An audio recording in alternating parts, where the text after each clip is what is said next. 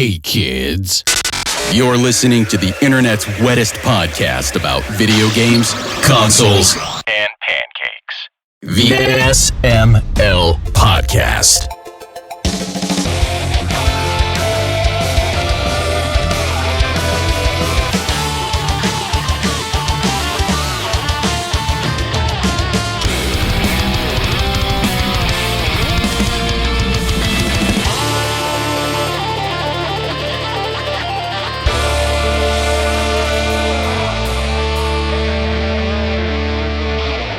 He was telling me a story of my homeland, Florida. We were talking about how the humidity kills. Your homeland.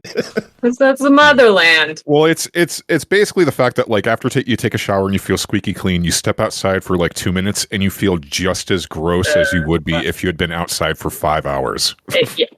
You just feel like you just want to walk right back in, take another shower, and just chill in the central. That's how I feel right now.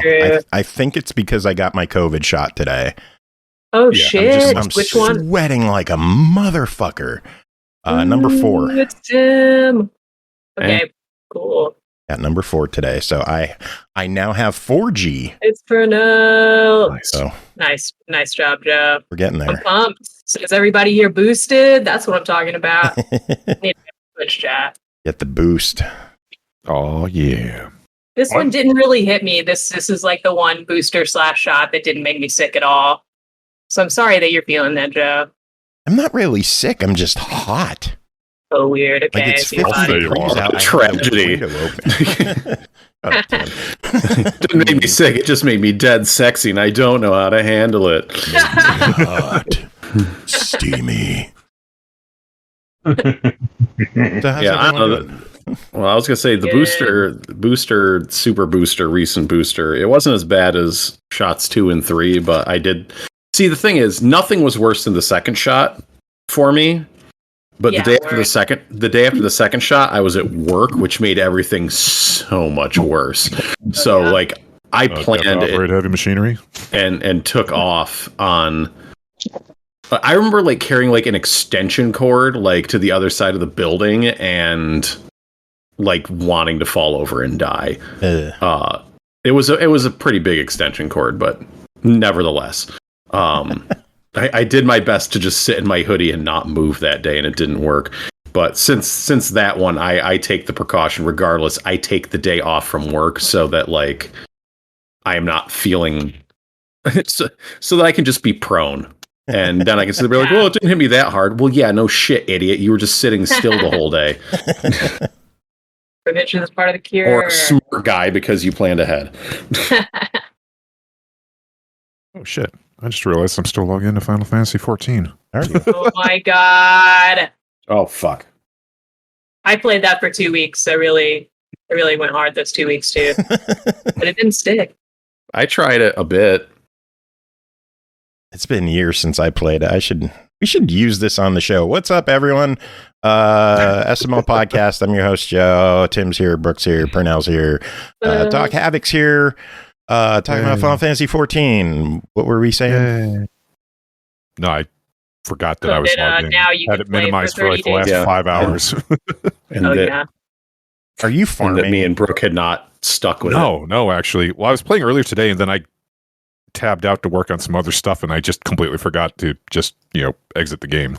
I used to idle in Final Fantasy 11 all the time because you could set up the bazaar where you would just list items for sale from your inventory. And people could just examine you and browse your inventory and just buy shit directly from you instead of an auction house. Random people walking up and examining you.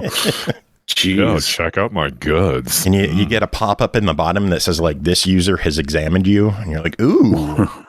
They are browsing your bazaar. Nice. Ooh. You purchased a potion. Ooh. Today's a good day. Oh yeah, purchase my wares. Slipped a $5 into the back pocket. Ooh, yeah, scandaloo. Today is a good day. I got a new keyboard today, and we're going to talk about it next week on the show. But if you want a spoiler, listen to last week's show with Brooke. You'll hear a lot of the same next week. But yeah, including the part where Joe gets his nails done and is like, fuck, these are too long. Then he gets on the keyboard. He's like, it's fine. Yeah, this keyboard's got me. a lot of room for my nails on there. And to me, I need to get myself a new keyboard. Boy, I really thought that sentence was going to end with some nails. Well, I mean, Yeah. I could do with some Nails done. I mean, but I take care of my nails. nice. You don't got to put on a voice for that. Anyone can get their nails done. I look They look fancy. fabulous. Hey, Pernell, how has are you anybody doing? played- I'm doing okay. Just tired, man. Freaking tired. Pernell, I saw you got your Steam Deck. I did. Whoa, I And didn't see I- that. As you were one of a couple people I know who just like, I got my Steam Deck and they had theirs like right afterwards. Apparently, some parallel thinking in early August. Yeah, in my case, it was a guy at the board game group I go to meet up with. He was just like, "Oh yeah, I got my Steam Deck. I'm liking it." I'm like, I'm not really sure how I feel about getting one of those things. Like between like the whole not sure if it's a solid product yet and not wanting to drop the money. And he's like, "Well, the thing is, you can put a pre-order in and make sure you can get one, and then you won't have to worry about paying for it until like November or so. At which point you'll be good." I'm like, "That makes I'll have that much money by November for sure." Life Not comes even at you month, fast. Yeah, it comes at you fast and hard. It's like, "Yo, go broke." I'm like, "Okay, I guess I can do that." So I am well knee deep in the red this month. I bought that at the same time as one of those freaking Target promos kicked in, and I always get my Target cards when I can get those because it just makes freaking sense to do that, in my opinion. Mhm. Basically 10% off of a gift card. So I buy the max amount every time they offer it because why the fuck not? What is the And offer? then- Like, what do you pay and what do you get? You basically spend money to get a gift card, but it's 10% off of the cost of the gift card. So So you spend like $90 for a $100 gift card. exactly, or in my case, $450 for a $500 gift card. Jesus. So yeah, it sucks, but at the same time, it pays off on its own just by virtue of the fact that I Yeah. buy groceries at that store, I buy Yeah. my games at that store, I buy my not furniture, but like occasional like shelving at the store. I buy everything at Target. I'm Yeah. about to buy a Fitbit from Target, so it's like Yeah. You're getting $50 for free, basically. literally, You just exactly have to have $450 to pay And for it. Yeah. Exactly. So I was like, I got that. I had the Steam Deck I had to pay for, and I'm about to buy a plane ticket to Los Angeles. So it's like, how much money do you earn a month, Pernell? Are you? It's none of your fucking business, Joe. Jesus Christ. Your If he face, mentions it on Joe. the show, I have to ask. The roving reporter, business, right? Joe. It's like I'm kidding. I'm going Fucking to visit TMZ here. What are you doing? I was just going to visit a friend for his baby shower. So Oh, hell yeah. All Sorry. Is it right. your baby? the baby's The people want to know. you You guys are amped tonight. He Maybe did getting immediately its ask me. He's nails like, you don't have to come if that's not your scene. I'm like, it's not Hope my not, scene. for her But at the sake. same time, it's like for my friends, I'll make it my scene. But no, it is not my scene. I'm not going to make that up for you. But I'll That's make do cool. because we're friends. Like, you I know, respect that. yeah. Like I've never been the type who's like, yeah, I'm all about that. Especially because like it's like we're celebrating babies. Like, yeah, I'm celebrating my Steam Deck, which at the same time isn't all Nice. bad. It's a beautiful child. I like a my baby. Steam Deck. It's an electronic Somebody, baby. baby. This is It's beautiful. a baby you had to pre-order 9 months in advance. See? I mean, it was for some people. That is very true. My Have baby you grew quick. have you Gestation inundated your quick. Steam Deck with emulators yet? No, I thought about it, but I haven't gotten you around need to to do it. it. I did Oh, you get the RetroArch though, because apparently you can just grab RetroArch off of the store, like off of the Steam store. Oh, no, it's better if you drop into desktop mode and install EmuDeck, which will install basically everything and set it up for you. Jesus. And like, man, playing GameCube games on there, PS2 games, Dreamcast Wait, games. is that strong? Was that power? Was that good? Yes. I am playing Wii games on there. Jeez. Ooh. Yeah, a How little about- funky because it's the Wii, but like, I'm going That's to what- forget this because my memory is atrocious. PM me on Facebook or something so I can like will. look it up after the episode. 'cause I'll do that- it with the screenshot I took of the Skies of Arcadia Legends title screen up on my Steam Deck. Which is Jeez. for those who are listening, that game costs a shit ton of money. So It yeah, does. I'd like to play that for free $99. It's like I'm giving the money to Sega anymore. So I'll keep that shit. Hey, if they re-release it, I know many people would happily line up to fork over dollars. drop Me it, being one of them. Easily $50 for an HD version of Skies. That game is a tragedy that is not available on contemporary systems. For that matter, it's a tragedy we don't have a fucking like Dreamcast collection yet. Or I'm not so much for a Dreamcast Mini, but I'd take the goddamn Dreamcast Mini. Like it's just. And I stand for the whole Shining Force 3 set. I'll say that to the day I die. I'll be in a damn old folks home like, in my day, there was a game we wanted, and Sega was stupid. Yes, that's okay. We understand. Here's your pets. Here's your meds, kid. But they have so many beautiful games on that system that can use a comeback right now. Yeah. Imagine a freaking Power Stone sequel expanded. No, on a modern system, because like I stand by the belief that I preferred that to freaking Smash Brothers. Character clout aside, I preferred Power Stone to Smash Brothers as far as just hanging out with my friends and playing around. If Power Stone had continued to iterate, yes. Yeah, but at the time is the key point. Power Stone 2 over Smash Brothers for sure. I never had Power Stone parties, so I can't speak to that. I never. Oh, Power Stone was the shit. I actually at the time played more Power Stone with people than I played Smash. Same here. In fact, the only issue I had with Power Stone 2 back then was that it needed more maps. That was its only gripe. It needed more stages. It had items out the wazoo that were fantastic. The characters were fun to use. There was enough. Complicated. It was plenty. It just needed more levels. Yeah, because there's 5. And people were like, "You can unlock 2." I was like, "Yeah, but they're not the dynamic levels. They're just like base stages. It's not as fun." So I didn't get a Dreamcast until late in the game. I think it was after it was already scrapped and like stores were starting to clear it out. I found a black Sega Sports Dreamcast, and that's why I bought it. Yeah. So I had a cool black-looking Dreamcast, and I played Phantasy Star Online via dial-up. That's worth playing. I have friends who literally didn't make it through college because of Power on Phantasy Star Online. It was literally so addictive, they failed fucking college. Like, that is a game that at the time was unprecedented. MMOs are that now, but back then, the MMOs that were available didn't hold a candle. You had like Ultima Online and Dark Ages. No, Dark Ages on consoles. There was nothing comparable. There was nothing comparable. It was the first of its time for consoles. Yeah.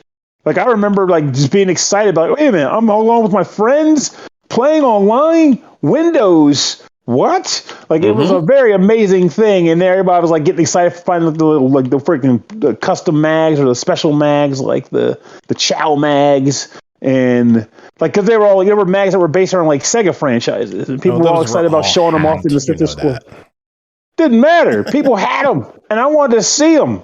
You know, it was just it was really cool that they even put them in the game. It was a very fun time. It was a good time to be playing games back then, unless you had pressing obligations, in which case you were fucked. Unfortunately, I was in college, so you know. The world was my oyster. I was still in college too. I already had my bad college experience, and I was on the good part of college at that point. So I was like, "Whoa! I finished my programming assignment. Time to play video games for 10 hours." Yeah, that's right. I played games for 10 hours. What do you want to do? Now I wish I could play games for 10 hours. Shit. Yeah. It's 5 hours more game now. It's like a champ. Wish I could play StarCraft for like I 4 wish I in the just morning. had 10 hours for anything. Can I have 10 straight hours to just, I don't know, clean my house? Can I nap? Sure, just nap. Adulthood. Yeah, I just don't want to be anywhere for 10 hours. That's why I always feel funny. Like I listen like a lot of like dialogue for games, and people will be like, they're like, this game has about 20 hours in it, and people are like, only 20 hours? Oh, that's not enough time for me. I'm like 20 hours. Jesus Christ, where am I going to get 20 hours? 20 hours, I can maybe finish that game. Exactly. Like I feel like I have a chance. Like the only gripe I would have about the quote unquote only 20 hours now is the vibe. Like, okay, what if I like the characters in this game and I actually managed to get to 20 hours, and I tell myself, hey, I'll push for the extra 20 over the next 3 weeks or whatever the fuck it takes. But I don't have it because, the adventure's over and we saved the world and we got our baker's license or whatever. It's just great. Also, I want an RPG where I earn a baker's license. That would be fantastic. Same. Bullshit. That should be this should be the full goal. Like, there's no saving the world. It's like, I'm trying to become a certified baker, bitch, and I'm going to do it. But I got to fight the triad of bakeology masters. I was going to say with all of the like job Sims coming out, I wouldn't be surprised if someone stepped up and started noodling around more with like, because there's a lot of like cooking games out there, you know, like Overcooked, and then when you kind of get, I'm trying to think what else is there. Was it Cook Serve Delicious? Yeah, they have Cooking Mama, and those are more, I guess, focused towards the rapid micromanagement, like how fast can you get shit out while keeping your shit together. But I wouldn't be surprised if someone took like a more laid back, casual, like career oriented version of that. Because I mean, like, look at all the weird ass like job/chore sims out there. Like there's the fucking lawn mowing sim. Yeah. Power washing sim, which I was just playing earlier. Yeah. I mean, See, I want them. But for me, like, I get what you're saying. Like, I wouldn't see more games like that, and it's probably going to happen. But for me, for my dream to work, it has to be an RPG. It literally has to be. Like, it has to be a no stakes RPG. Like, what is your goal? What's the combat? Well, it depends on what the goal is in the game. You base it around that. So, for example, if you're going for like a baker's I want my goddamn donut. Well, it could be various areas of the game. Like earlier, you could be challenging other bakers, which makes it a bake-off. If you have a situation where you're dealing with rowdy customers, like on a shitty work shift, if you're at that phase of the game where you're looking for an internship or something, then you got to deal with like actually cooking a bunch of food in a short period of time with a bunch of like crazy incidents occurring to screw you up, almost like Overcooked, but throw some elements in there with a stronger narrative element to it. Yeah. It sounds like you want a game version of There's like this super famous anime that's currently. How about that Yokoga? I can't remember the name, but I just about the one where everybody eats food and orgasms over it or something. Yeah, but without the potential not safe for work aspect about it. Yeah. Now I'm listening. Are we talking about Food Wars? Yes. That's it. That show is so fucking good. I couldn't remember the English name to save my life. I was like, Shokugeki no Soma is. There it is. You said English. Okay. I meant Japanese. English, I was being really goapy. I really did mean Japanese, and I was just that drunk on freaking like caffeinated water. Drunk That's on just what I power. do. You weeb. That's right. I weed for days. Honestly, I mean, everything I see about it makes me think I should really start watching this damn show. It's up my alley. Dude, and then it has so much watch One Piece again. my guitar gently weeps.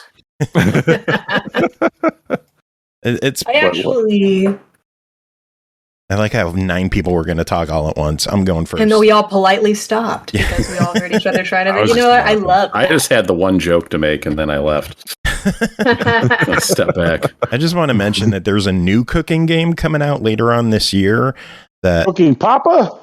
No, it's called Yum Yum Cookstar. And literally nobody I have seen has properly said Cookstar when they see the title.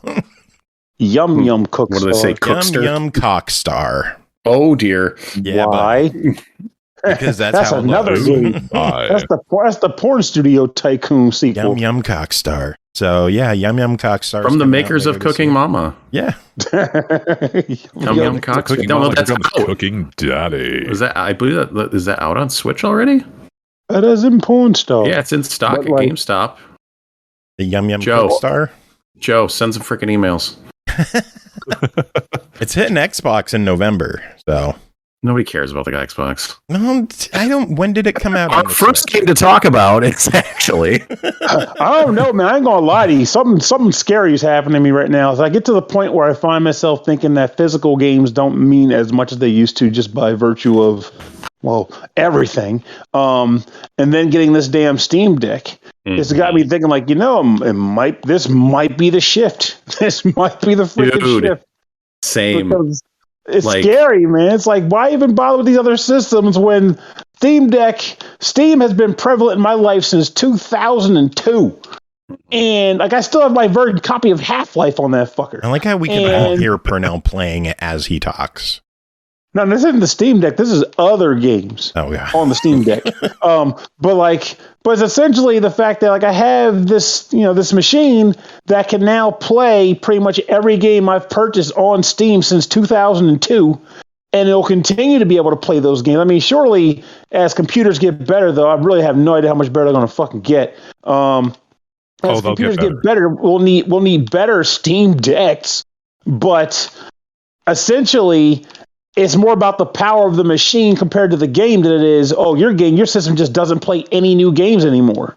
It's like, no, it just won't play these specific games because it's too powerful. They're too powerful for this machine. So the Steam Deck is officially like the system we wish the other game consoles could do.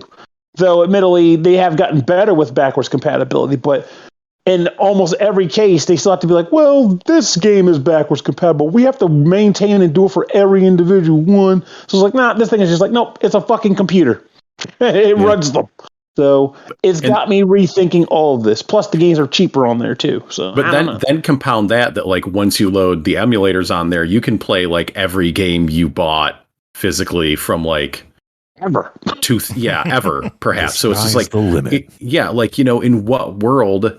Unfortunately, it's like, I have all these retro games behind me on this shelf behind me, but, the frequency with which I actually pull one off and put it into the system and have it hooked up and play it is not very often. But if I can just anywhere on my Steam Deck boot up whatever PlayStation game, Ridge Racer 4, and then suddenly that's how I'm going to play it. Like on one hand, you don't have your Joy-Con on hand at the same time. You didn't use the Joy-Con when you did have it on hand, so whatever. Mm-hmm. But it is it is an absolute game changer, and it's actually kind of fucking scary because as a person, this is going to sound really hokey and like you thought weaving was bad. Check this out. As a person who's pretty much based a good chunk of his identity on like having a freaking retro game library and shit. Coming to grips with the fact that, quite frankly, physical games don't have as much meaning as they used to anymore. It's a weird, brave new world in that sense, and it's kind of freaky. But I'm gonna do with it because it just makes friggin' sense.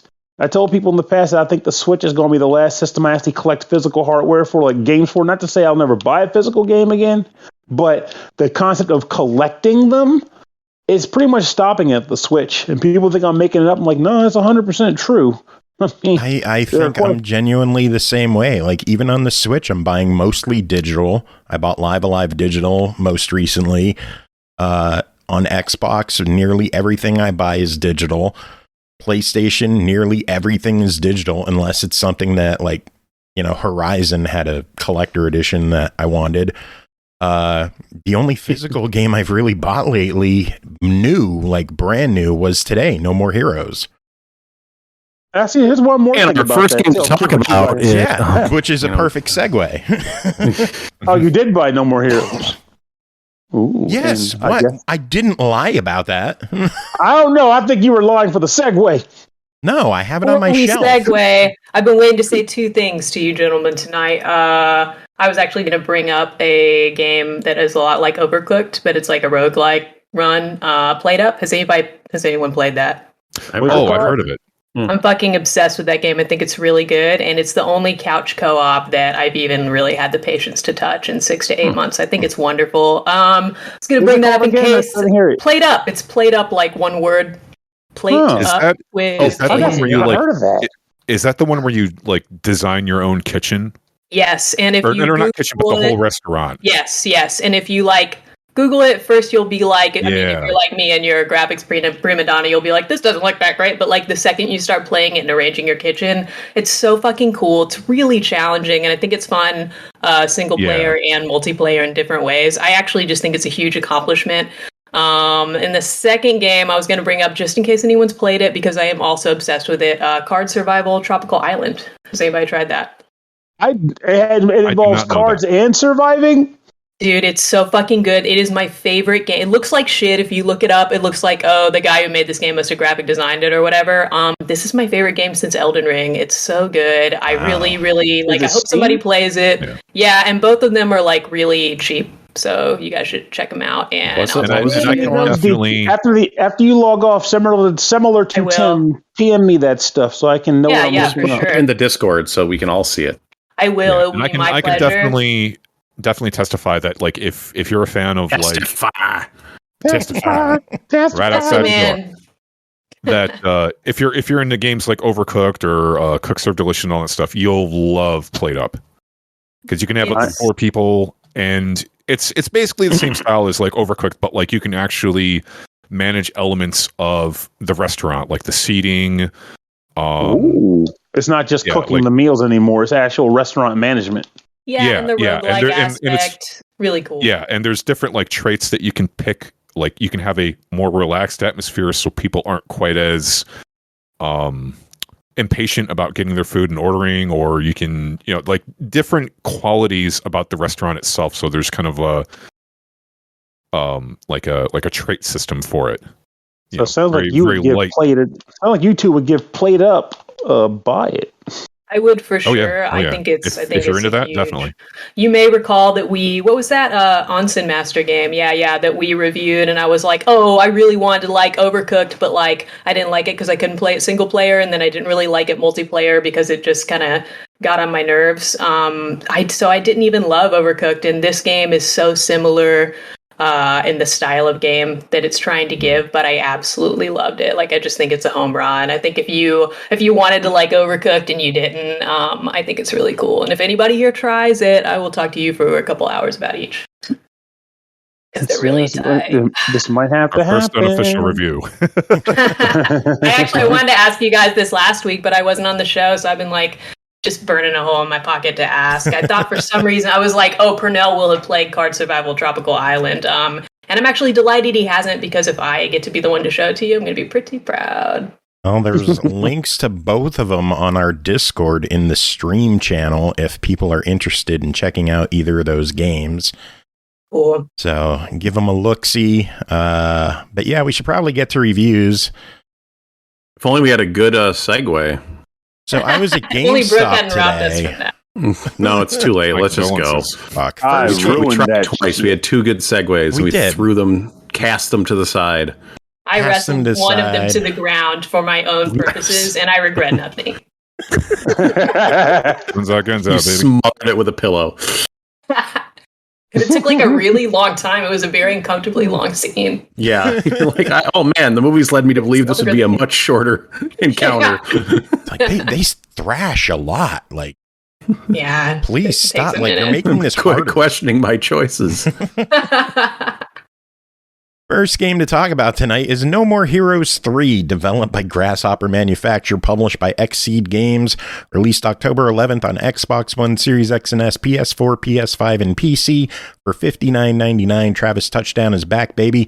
The otaku assassin takes up his trusty beam katana once more to slash his way to the top the galactic superhero rankings and save the world in the latest entry in the No More Heroes series. Quick clarification on pricing: digital is $49.99, I believe, and physical, because of the launch edition, is $59.99. So, Tim, tell us about the game. Okay. Yeah, so I've played No More Heroes 3 in its entirety, not this edition of the game. I played it last year when it was out on Switch. So yeah, this, oh boy, I don't even know where to begin with this series of freaking games. But the thing is, yeah, so start off back on the Wii, the original Wii, with No More Heroes the first, where it's sort of a parody open world game where you're this dude, Travis Touchdown, who is fighting his way up the ranks of assassins on the I don't know, I guess it's just Santa Destroy at that point. But you go around and you do like weird little mini game odd jobs to earn up money so that you can buy a pass to fight an assassin. And then you'd usually like fight some dudes along the way, and then there would be this boss battle with a super eccentric, ridiculous boss that you would fight with your beam saber. Rinse, repeat, more or less to the end. And No More Heroes 2 was kind of also that, except they took away the open world, which I felt like took a lot of the personality out of the game. Yeah. Instead, you were just selecting icons from a menu. I got plenty of issues with No More Heroes 2. I didn't feel like the story was as strong. Just the overall, like it definitely had high points for sure, but it just didn't hit the same way the first one did. And a lot of it was just, it didn't have that open world. Then you have Travis Strikes Back, which is kind of a side story deal that was again on Switch and then later got released on other platforms, which was completely detached from that stuff and had you diving into these faux old video games, and basically took the form of an overhead beat 'em up straight through. But still has story implications on this one. In fact, like the end of it is what announced this game, that they were making a No More Heroes 3, I think. But then here we are, No More Heroes 3, long awaited, because No More Heroes 2 was also a Wii game. So it was like a good decade between games here that they decided to bring this back. And the good news is this is probably, I don't know if it has necessarily as coherent a story as the first one did from like beginning to end.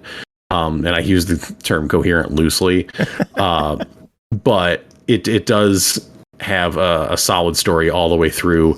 And it brings back the open world, which is great. It is even bigger than the first game. Is it more detailed and less sparse?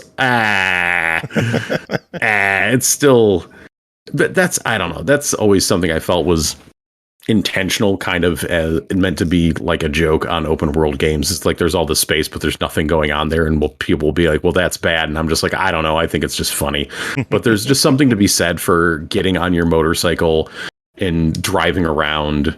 And just seeing what's out there and kind of poking and prodding around. And there is more stuff to find, more things to interact with. There's like aliens that will sell you t-shirts. There's other little challenges, money to find collectibles and stuff like that around. Yeah, the premise of this game is that the world is under alien invasion, and Travis Touchdown is going to fight the top 10 alien assassins in order to stop the world from being destroyed.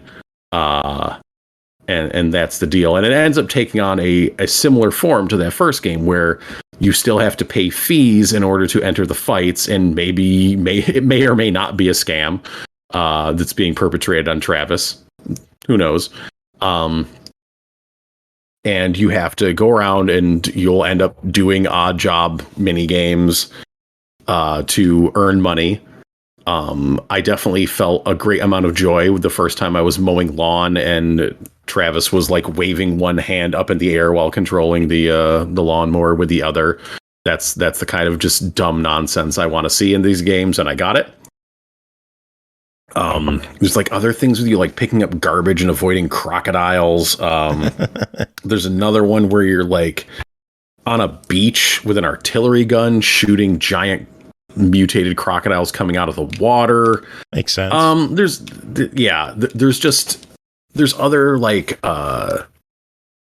this one they do more. So like usually when you go to fight a boss, like you're going to fight a boss and there isn't a lot of preamble. So to give you more action, there's a lot more battles just discreetly scattered around the world to get into, with a good variety of aliens. That is something that this game has that as my memory serves me correctly, the other games didn't. In the older games, when you were fighting goons, it was just goons and there wasn't too much difference between them. Here, there's like a good amount of different aliens who have different abilities and different attacks and different things you need to look out for when you're fighting them. And the combat overall is just much more engaging and meaty than the other games, which maybe was like a bit more just kind of mashy, and then you do a Wii motion slash to hit a guy. And that was something that still existed in the Switch version. Obviously, that doesn't exist in the Xbox and PlayStation releases because they don't have motion controls. You still could do it on the Switch with detached Joy-Cons, but I played most of the game on the Switch Portable, and so playing it on Xbox played pretty similar, where you just do those motions with control sticks for the big finishing slashes. You got your light attack, you got your heavy attack, you got to dodge, you got to jump. Something they carried over from Travis Strikes Back is these moves that I don't remember the name of, but you basically hold down the bumper and you hit one of the face buttons, and you have 4 of them, and they're on a cooldown, and they're just good, handy extra moves to have in a fight, which is great. That's a good thing to add. So yeah, just kind of the combination of the different, just like it's not the deepest combat in video games. It's not Devil May fucking cry, but it is it's engaging enough. Fair. No, it's not. And it also has a good variety of enemies to keep you entertained through the game's runtime without it feeling repetitive and changing up the encounters. So the basic flow of the game is you earn money, you go challenge a boss, you beat the boss, you get dropped back in the open world, and then you go somewhere and you do some more of that stuff. What really makes these games stand out for me is that they're just nonsense, bonkers with like the story and the dialogue and everything that's going on. The biggest challenge with approaching No More Heroes 3 is if you have not played the earlier games in the series, I feel like, I mean, you're going to get less out of it for sure. And sometimes you're just going to be like, I don't understand what's going on here at all because I don't know this character and I don't understand why she just popped out of nowhere and killed the person I was about to fight. And the game will only vaguely explain those things to you, and sorry, whatever. But for me, as a fan of the series who's been there since the beginning, like it's great, and I'm just kind of throwing my hands up in the air, like, okay, sure, whatever. Let's go there. No More Heroes. Let's have fun.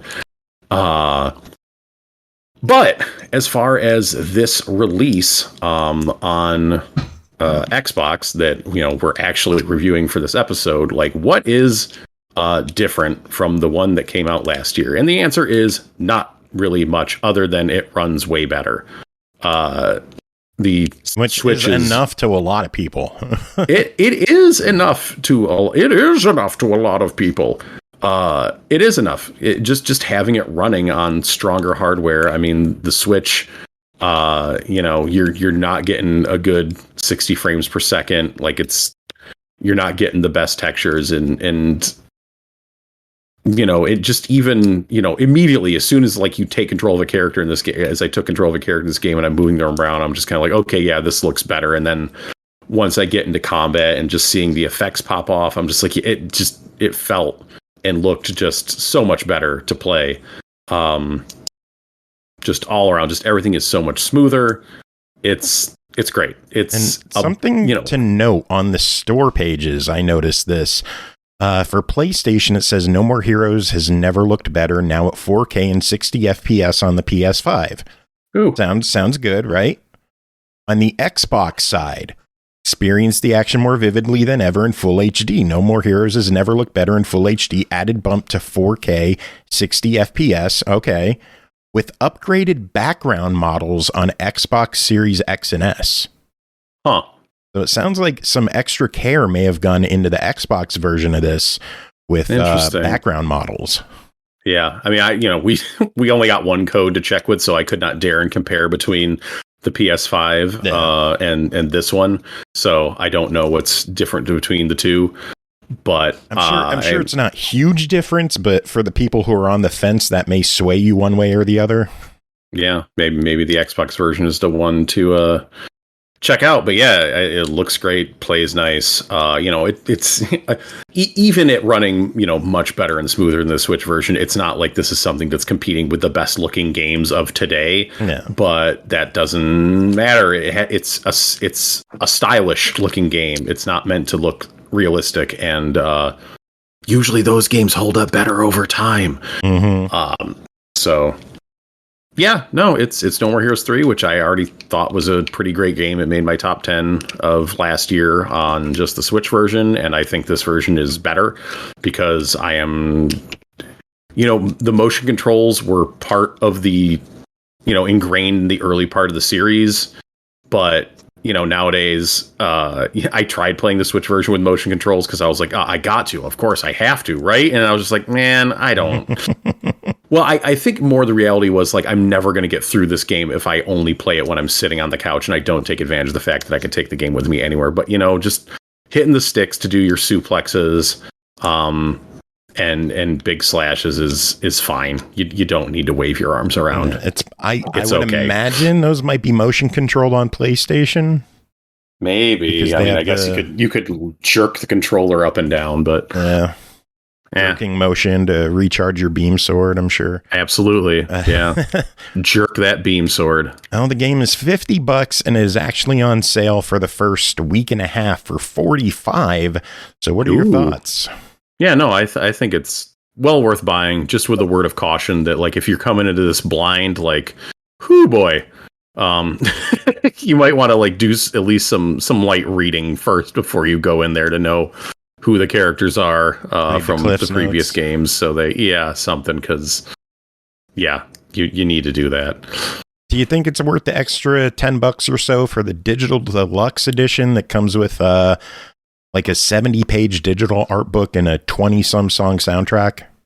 I mean, I don't ever feel like I don't like digital art books. That's me. If there's a physical art book, then like go for it in the physical edition. GameStop today. yeah, exactly. Like hell yeah, get that shit physical. But yeah, I'm never.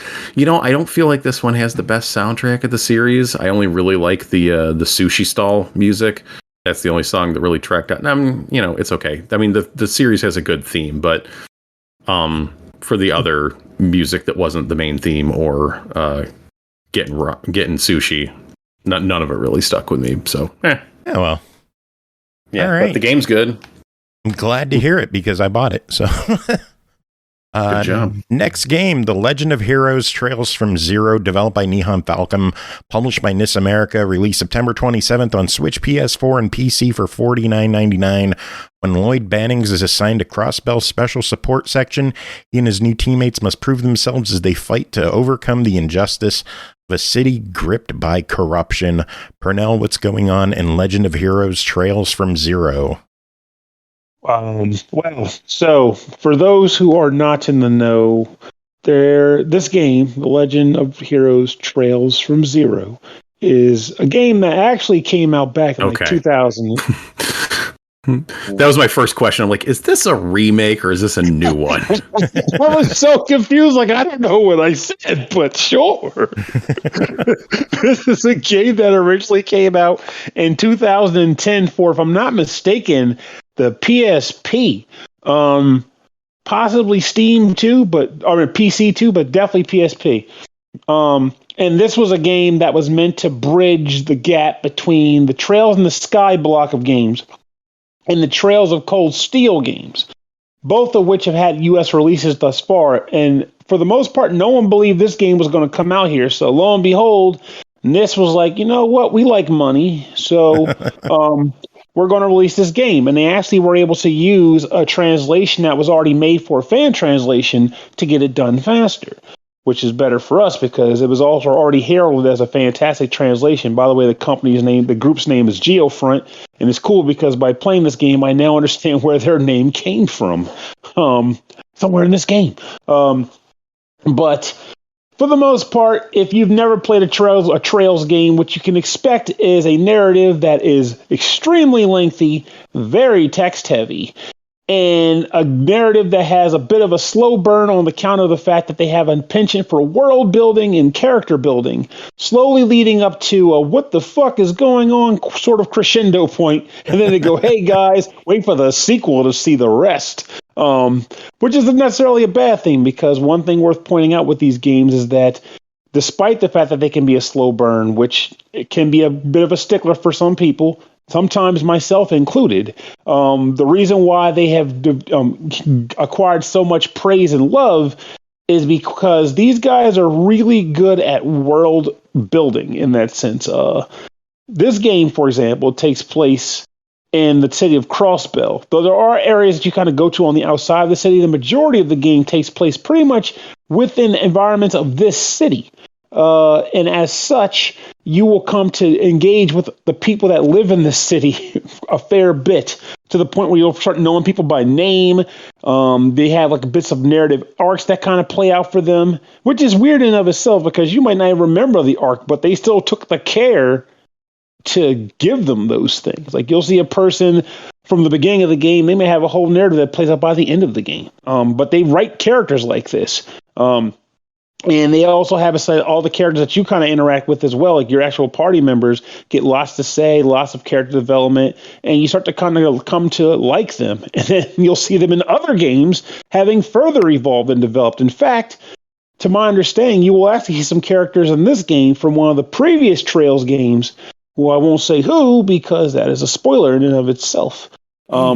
But I'll stop rambling about the narrative for the most part because you can't talk much about it any freaking way because it's all giving stuff away. Just know that it's there if you like world building and character exposition. You get that shit in droves. It's fantastic. But as far as the gameplay is concerned, it takes place over a series of chapters. And each chapter, you will get essentially a narrative arc quest that you'll have to do, which is our quest that engage and further push the story, and also side quests, which are used to upgrade your character Lloyd Banning's detective rank because he and his friends work for this special support sector group of the police force. And just like in every Trails game, for whatever reason, Falcom has a penchant for having this thing where they give you side quests, which will give you points, in this case, detective points, which will rank up your character as you progress through the game and earn new bonuses and rewards at the end of each chapter when they fully grade you. So you'll be taking on these quests, which can engage you going into like various areas of the city, some of the suburban areas or whatever. And damn near all of them, well, I don't want to say all of them because some of them are pretty freaking fetch questy. Like, hey, could you run all around the freaking city and figure out where I lost my lost items that I dropped while shopping? Because the police don't have anything better to do. I'm sorry, the special support sector doesn't have anything better to do than do that. Though I will say, and this is a good point to mention this, in Trails in the Sky, one of the reasons why I never finished the second game, despite that game being actually really good, especially at the end of the first Trails in the Sky game. Holy shit. But one of the reasons why I had so much trouble playing through them and not finishing the second was because they're really slow, like walking around and stuff, even with the run button. However, down the line, Falcom got the bright idea to introduce turbo mode to their games, which involves you pressing a button and the game speeds up like 3 times the actual pacing of it. So suddenly you're blitzing across town. So suddenly these slow-paced fetch quests become very fast-paced, and you can get shit done in a decent amount of time that respects your time. And this game incorporates that. So suddenly these fetch quests aren't such a big deal. I just wanted to point that out. But you'll be doing stuff like that. But in addition to that, you'll actually engage in actual battle missions involving you fighting monsters and bosses. And that's when the game's fantastic battle system comes into play. In this situation, you are on a grid-based system where, based on where you're placed and the enemies are placed, you can engage in a number of different attacks. You have your normal attack, which may either be ranged or melee, depending on the character you're using. You'll have arts and crafts, which it took me multiple games before I realized the gimmick behind that naming structure, but whatever. You get arts and crafts. Arts are pretty much the magic spells in the game. Crafts are character-specific attacks that they learn as they level up and grow. Crafts use CP points, which you earn by getting hit or doing damage to enemies. And arts use magic points, which are typical. You use them, drain them, heal them at ends or using items. Arts take longer to use. There's like a time gauge that hits on the left side of the screen. It takes time to use them, and crafts are instantaneous. In addition to that, once you get a certain level on your craft meter, you can do S-crafts, which are basically really powerful attacks that you can also use by slotting them into the turn order at your leisure. So if you see an enemy about to get a critical bonus, because there's also bonuses that come up on the time meter, you can go, no, screw that, bitch, that's mine. And you can join your guy on there with the S-craft and go to town, mowing jerks down. And you're going to need them because battles in this game can be pretty tough. Another thing that's worth pointing out here is, I guess, 2 more things. One, the magic system in this game reverts back to the older Trails structure. So those who've played Trails of Cold Steel are probably used to like slotting like the septum crystals, sepith crystals rather, into their grids. Each one of them giving you a specific set of spells. While convenient, I didn't like it as much as the ones in this game because it took a lot of the creativity and like experimentation out of the game. But in this game, just like in Trails in the Sky, you got crystals that gave you a variety of different elemental levels. So you had a line, you have a grid that each character gets access to, and there's lines connecting the different spots on the grid. Depending on the elements that you slot into those spots, that determines the spells you'll be able to use for that character. For example, just making this up because I'm not going to go that deep into it.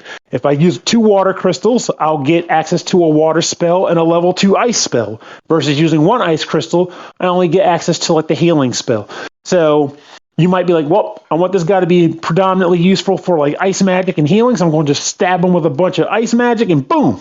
Ice princess or prince, doesn't matter, your choice.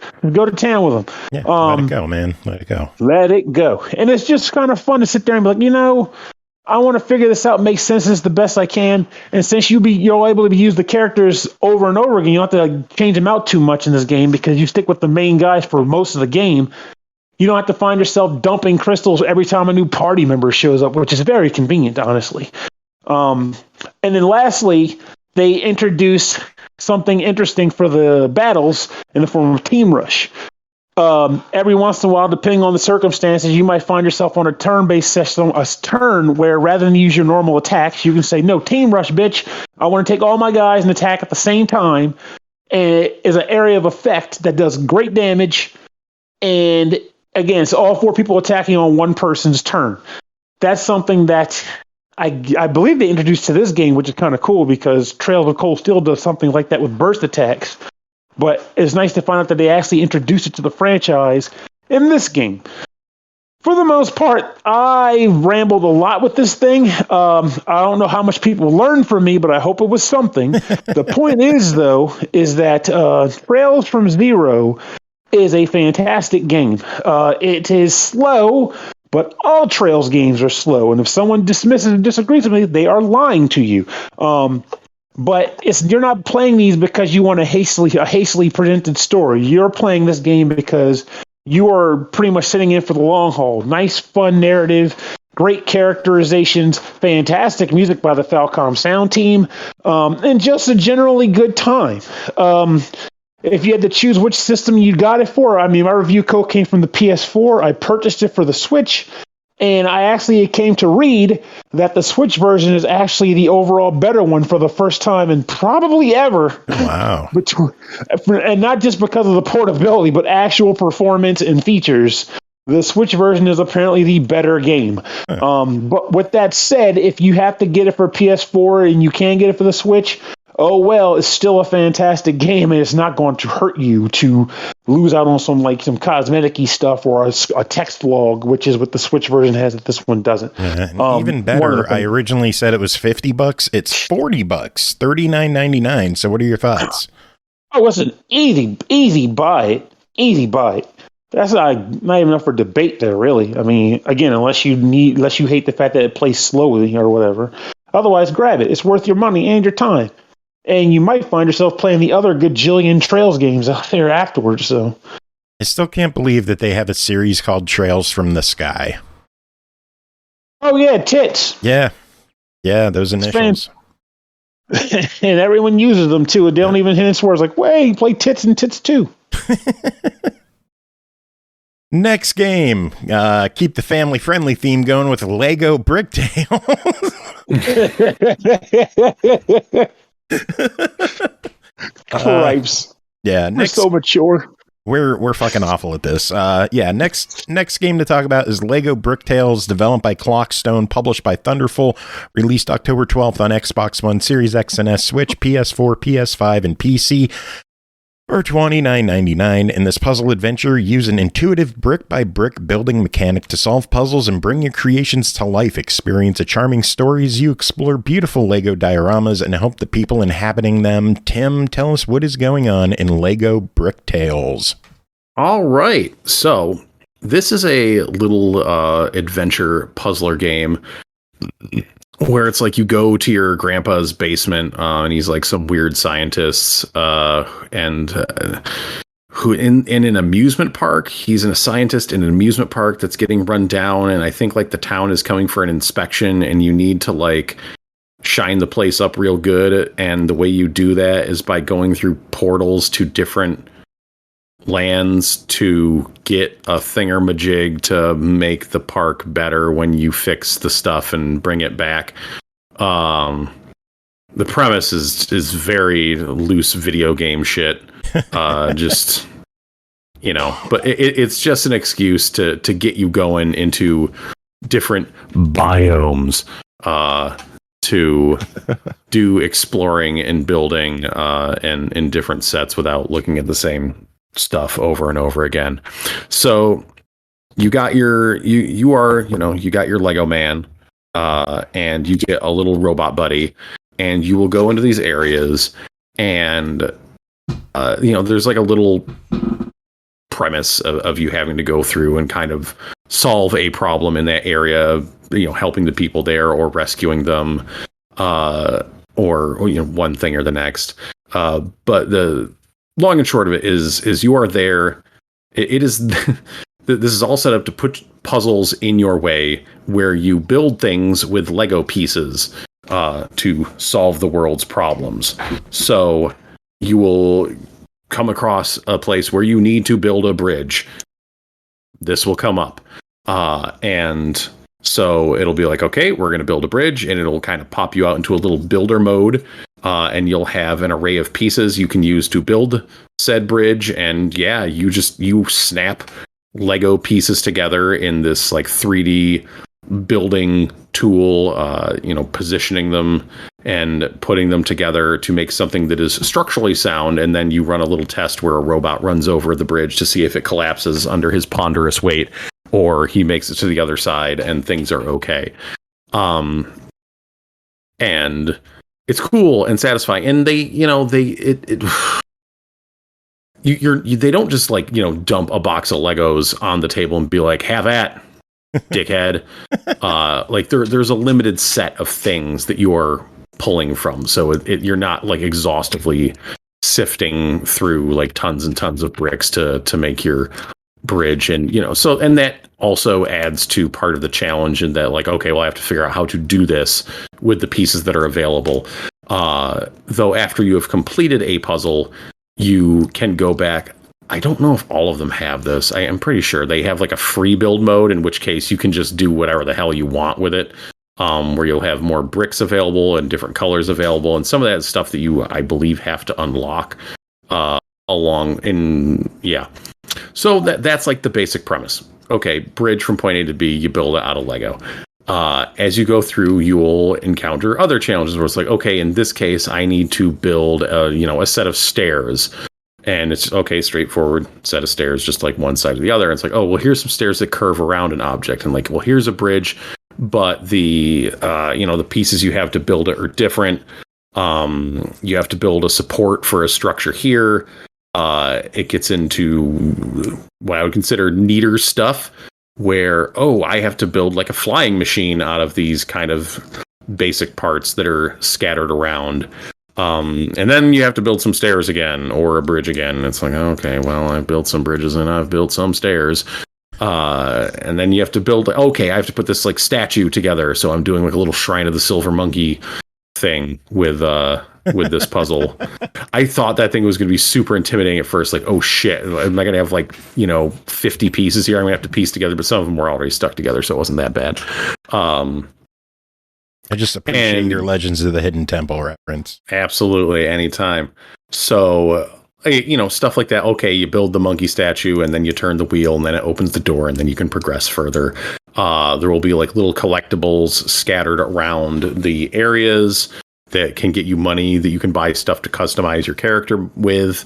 There is a Metroidvania element to the game where you will find different tools in different areas. You can go back to previous areas to get into other parts of those areas to unlock more stuff. And it looks good in Lego-y. I mean, this was reviewed on the Switch, so I'm sure it looks even better in Lego-y on more powerful consoles. The problem with this game that is a big problem is building things is kind of a pain in the ass. The actual interface for moving around and trying to snap those blocks together is just, it's a little clunky. It doesn't like feel great. It can be a little bit like you know, because when you go up to a building icon where it's like, okay, I got to build some stuff here, you want to be excited. Like this is the good part of the game. And by the third time I was walking up to like build another goddamn bridge, I was just like, oh boy, here we go. Because now I have to, I can't just like quick and easy like slap a bridge together. It's like I got to engage with this tool set that just feels like it probably works way better with like a mouse and keyboard. I have to think with positioning things, but I would just have like a lot of. It would work well on the Switch because these are the same developers who did the Bridge Constructor games. Sure. So I mean, the physics, the amount of bridge constructing in the game. Yeah, the physics of how the things work like is fine, but it's just like in practice. Trying to use the controls and like touching the actual screen, like I was kind of hoping that would move stuff around, just like move the camera around in my experience. I don't know if there's some way to toggle that, but just like trying to get like when you have smaller Lego pieces or ones that are like, very thin, they're like 1/3 of a Lego piece tall.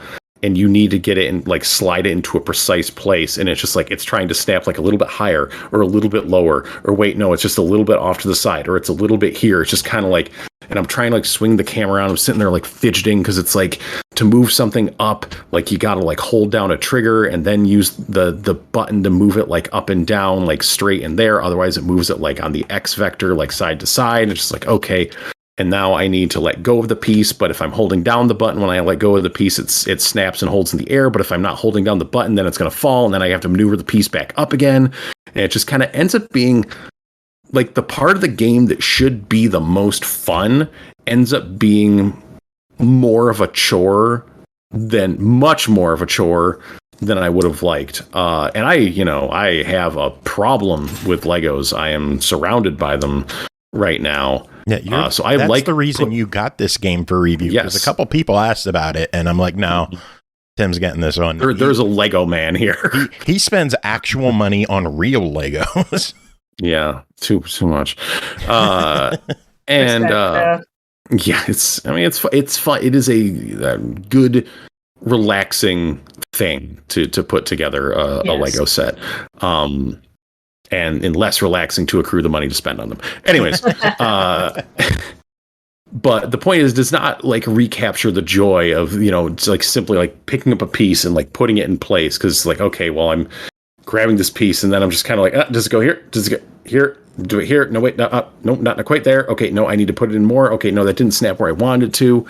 And it's a bummer. Like, I wonder if it just handles better. Like, I have to feel like it has to handle better with a mouse, but just like trying to control it with a controller and like move the camera and the pieces and get everything lined up and then move it this way and then zoom it out or zoom it in. Just like it made, like I'd come up to a building, I just like, I don't want to spend 10 minutes building this thing right now. Like I got to take a break before I come back and start snapping things together again.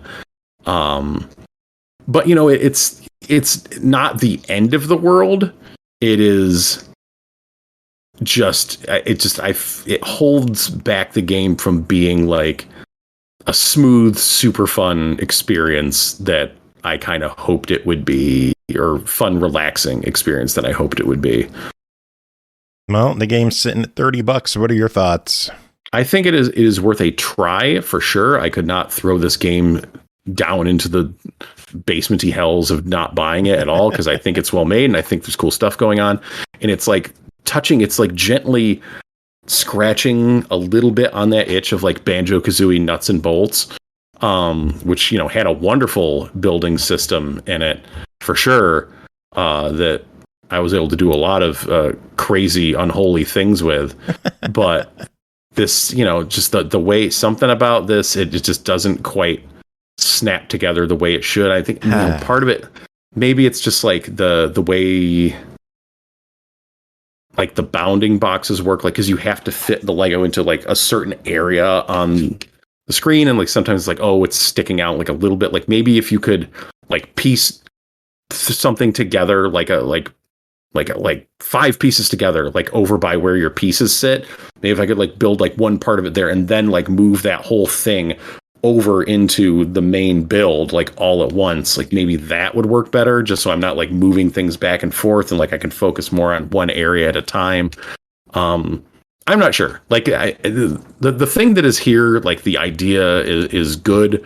It is purely like the main gameplay system of the game that I have a problem with. Right. Unfortunately, the focus of the game is really bringing me down. So I hope that something could be fidgeted with to make that more palatable for me. But like, I think it's worth a try if you're interested. All right, sounds good. That's your time, Tim. Thanks so much. All right. Very good. All right. Holy shit, it's after 11, motherfucker. All right. Oh, no. I talk too much. All right. Brooke, did you listen to last week's show by chance? No, not yet. Okay. All right. It's okay. Nobody did. But I dropped a hint on the show as to my employment. And I said, yeah. So an Easter egg for me, I'll find it. Yeah. I mean, I'm only on like the first, half hour of the show, so I don't remember where I mentioned it. So you don't are you that uncle that works at Nintendo? No. It's an ongoing bit on the show where Brooke's trying to figure out what I do at my job. I don't know what he does, but I also don't want to be told because I want to slowly figure it out. So if you ever spoil it for me, I'll kill you. Yeah. There was my fear was and this is the fear. I'm just like, oh man, if Brooke listens to this and figures it, it's better if you figure it out when, of course, we're recording live. Right. But if you listen back and then you kind of piece it together, then it's like, okay, I gotcha. But whatever, it's still fun and good. And there was maybe a hint on this show as well. Ooh. But I'll go back and listen to this one too because I was not paying attention. Yeah. I'm like literally auditing on my work computer. Well, but I'm almost done. Awesome. Well, the good thing is it's Brooke's turn. So yeah. Oh, I better switch gears. There's a segue. Dust that thing off. Get off it, Brooke. Put the paddles on it. Bring it back to life. Night, Tim. All right. Yeah. Good night. Where's Discord? Next game is Slime Rancher 2, developed and published by Monomi Park, released September 22nd on Xbox Series X and S Game Preview and Steam Early Access for $29.99. Continue the adventures of Beatrix LeBeau as she journeys across the slime sea to Rainbow Island, land brimming with ancient mysteries and bursting with wiggly new slimes to wrangle in the sequel to the smash hit Slime Rancher. Brooke, tell us about Slime Rancher 2, and Ian, you could chime in too. So, cute story. Awesome. And I did politely ask Ian earlier today. I was like, do you want to go first or second? Because I'm like that neurotic about preparing. But yeah. So, fine. You can take point. I'll take the point. It's a cute story. A few days ago, Joe was like, yo, you asked for Slime Rancher 2. You want to cover it? I just got the Steam code. And I said to Joe, I already bought that shit the day it came out. I already put like 15 actual hours into it. So give the code to someone else, but I'll still come on the show and review it with them, even though I'm so busy right now because I really want to support the devs of this game. Because I just think this game is extremely, if I may, unique. This is so Joe came to me and was like, yo man, you want a code for Slime Rancher 2? And I was like, sure. Yeah, because I saw you were streaming the original for quite a bit. And I figured you were a good candidate for this one. Yeah, because I decided to play through Slime Rancher 1 because I never actually completed it the first time I tried. I got distracted by like other games and just kind of fell to the wayside. So I decided to stream it like the week that 2 came out. I really enjoyed the first one, but it does peter out, so that's relatable to me. Yeah. But not after giving you a shitload of gameplay hours. I really enjoyed that game too. I'm not sure if I technically completed it, but I got a lot of time out of it. But yeah, about this game, the sequel, this is a first-person sucker. You've heard of first-person shooters. This is like that, but with a vacuum gun instead of like a pew-pew gun. Mm-hmm. So in a nutshell, I would describe this as a first-person sucker, open-world exploration and resources management game with base building and kind of weird alien farming to a smaller extent too. The objective of this game is to ranch slimes. You start inside of your very own slime ranch. Bouncing around the areas surrounding that ranch are slimes. You can use your vacuum to vacuum up slimes and take them back home for later. Pretty soon you're going to notice that they're adorably wholesome. They're so wholesome and cute. So yeah, as you're walking around, you're going to notice that there are different types of slimes. In addition to the first few slimes you find around the ranch, which are normal little hot pink slimes, there are also cat-shaped slimes that are Simply adorable. Chef's kiss. There's firefly slimes only show up at night and glow in the dark, and they are just super, super cute. And there are bunny slimes that love to eat cabbage and fuck shit up, but otherwise don't really do a hell of a lot, just like real rabbits. And much, much more. Honestly, the types of slimes get pretty out there. There's rock slimes, and those guys are definitely little weirdos. In your life on Rainbow Island, which, as Joe said, is where you live on the ranch, you will slowly explore the terrain around you and take care of / upgrade your base as the days go by. Around you and beyond, there are different types of areas with different types of terrain and resources you can collect as you explore the map. Trusty vacuum gun at your side. If you see a slime you like, you can suck it up into your Ghostbusters type backpack, which is connected to the vacuum gun. You bring those slimes back home to the ranch. Now you can start taking care of them and feeding them. They all like different food. The pink slimes eat anything. They'll eat veg, fruit, meat. The cat slimes like meat, so you gotta raise chickens. When you feed the slimes, they pop out a little diamond-shaped piece of waste called a plort. Different types of slimes will pop out different corresponding types of plorts. You can take those plorts to the plort market, which is just a corner of your ranch connected to the slime internet, with a screen on top that shows you what the different plorts are going for on a shifting day-to-day basis. Plorts are your money. I love that and they're the more called rare plorts. And then That's you such have a your great very word. own for cash. They're like, and it goes with the rest of the game where it's almost got like an onomatopoeia thing going on. It's neat. But yeah, plorts are your cash. Like you said, the more rare the type of slime you're ranching to, the higher chance that their plorts have to sell for a literal shitload of money. Example, cat plorts are worth more than the pink slime regular plorts that you see around the very beginning of the ranch. So you gain that money, you use that money to improve your ranch, unlock new areas of your ranch and tools, and upgrade tools and invent things in the underground floor of your ranch, which is a big old like science lab basement. You also use that money to take care of your slimes. Those firefly slimes sure are beautiful. I bet that you sucked up a few of those bad boys as soon as you saw them. I know I did. But remember how they only come out at night? Yeah, so it's not always night on the ranch. You're going to need to upgrade their slime corral to have sun-blocking capabilities, or those firefly slimes are going to die when the sun comes up, which is pretty brutal. But don't worry, every new slime rancher roasts their first round of firefly slimes. It's totally normal. Some slimes can't be found. They can only be made. Take two types of slimes, put them in the same slime corral, leave them alone for a few minutes, let them get to know each other, and you know what happens next. That's right, one slime will eat the other slime, and they'll converge into a totally new slime, like a couple asexual amoebas or some shit. Now they're a completely new type of slime, and now when you feed them whatever food they eat, they'll give you one plort per each type of slime that they are. So pink cat slimes will give you a pink plort and a cat plort every time you feed them, instead of just one. Amazing! But be careful adding a third or fourth slime type into the mix, or it may not work out for you. Something bad might happen. Uh-oh. See, yeah, now we're talking about slimes dying and slimes doing mystery bad things when you combine too many of them. But these aren't like things to be... unpleasant thingy wingles. Yeah. Are there these slime aren't like STDs? No. Since they're not reproducing sexually, that's a no. But don't worry, all these bad things that can happen aren't like things to be scared of. They're mostly interesting and funny and add balance to the game. And before I turn it over to the doc, I will say that, it sounds like it can get high stress, but this game is about exploration and experimentation. That's one of the things this game does really well. It will give you hints, but doesn't really tell you what to do, which I really appreciate. I don't always like that in a game, but I like it here. You really do have to tinker around, and there's lots of surprises in this game. But no bad surprises are going to be permanent or really set you back at all. Yeah, you're going to kill a few slimes. Hey, but you got to spin slimes to make slimes.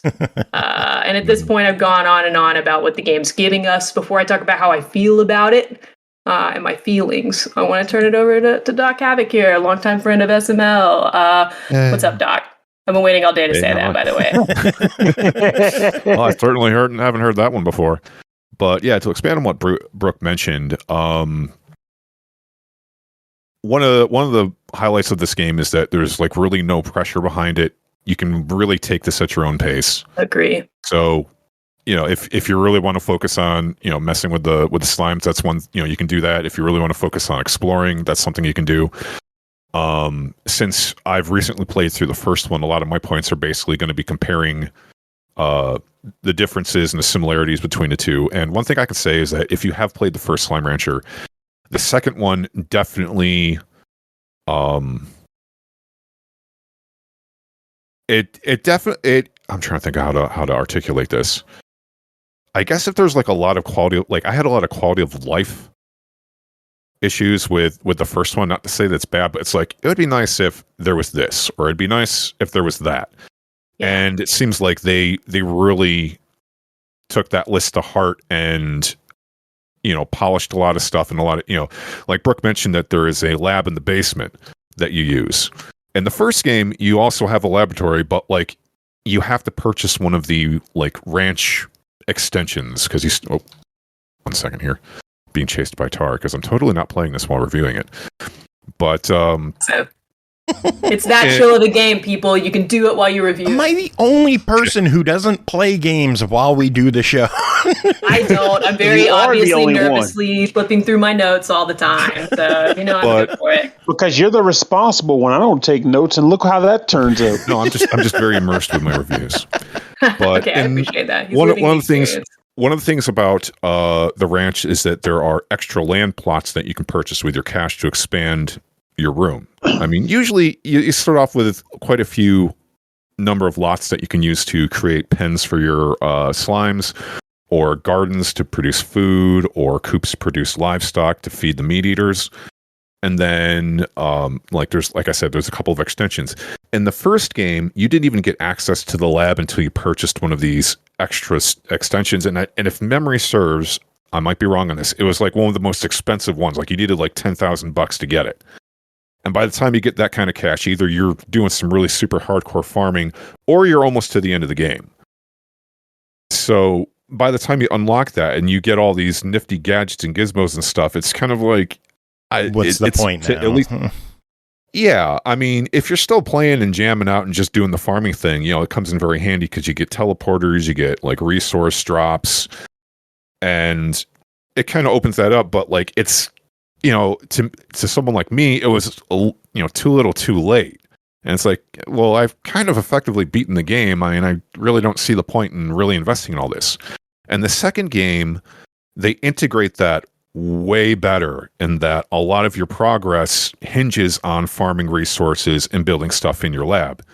Because in the first game, like you're basically handed all of your suit upgrades, like your jetpack, the extra carrying capacity, and all that kind of stuff. Once you hit certain benchmarks of cash accruement, you're basically just given this stuff.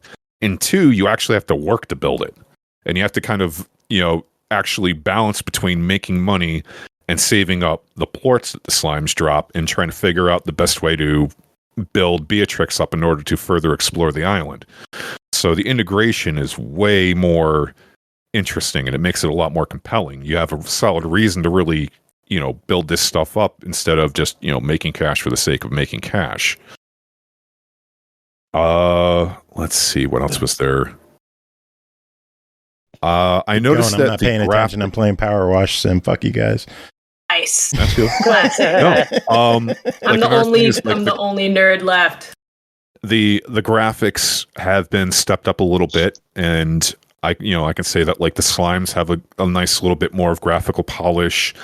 There's some really nice atmospheric effects for the area. Like even like the pens themselves have like this nice prismatic shimmer that wasn't in the really first game. Yeah, like it's a very visually lovely game. Each biome is very, very self-explanatory, and they removed a couple of the slimes from the first game, which doesn't really bother me. They added a few new ones, which are really nifty. Each of them has their own behavior, and a lot of the world building is basically the similar as the first one, just running around and finding all these notes and stuff, and you're just kind of slowly putting all the puzzle pieces together. A lot of characters that you were in contact with in the first game are basically relegated to also world building and all that kind of stuff as well, because as you're finding stuff, you're basically talking to these people, because there's like a scientist, there's a gardener, there's like a veteran who's been out in the far range, which is what the whole region is called, for a really long time. So you're kind of talking to them, tapping them for their opinions and stuff, because there is kind of a subtle narrative going on. It's just you reveal it at your own pace. But yeah, it is very much enjoyable. It's very fun. And another thing that's kind of interesting about it, like Brooke was mentioning, is that if the slimes crossbreed too much, they basically create these monsters called tar, and they basically tear ass around eating all the slimes and trying to kill your ass.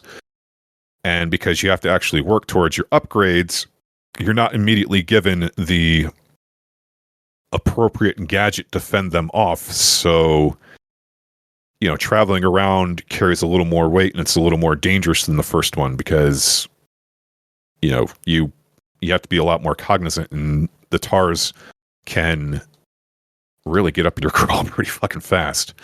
But the beauty of it is that there are options where you can just turn all that off. There are feral slimes who, oh yeah, yep, nice.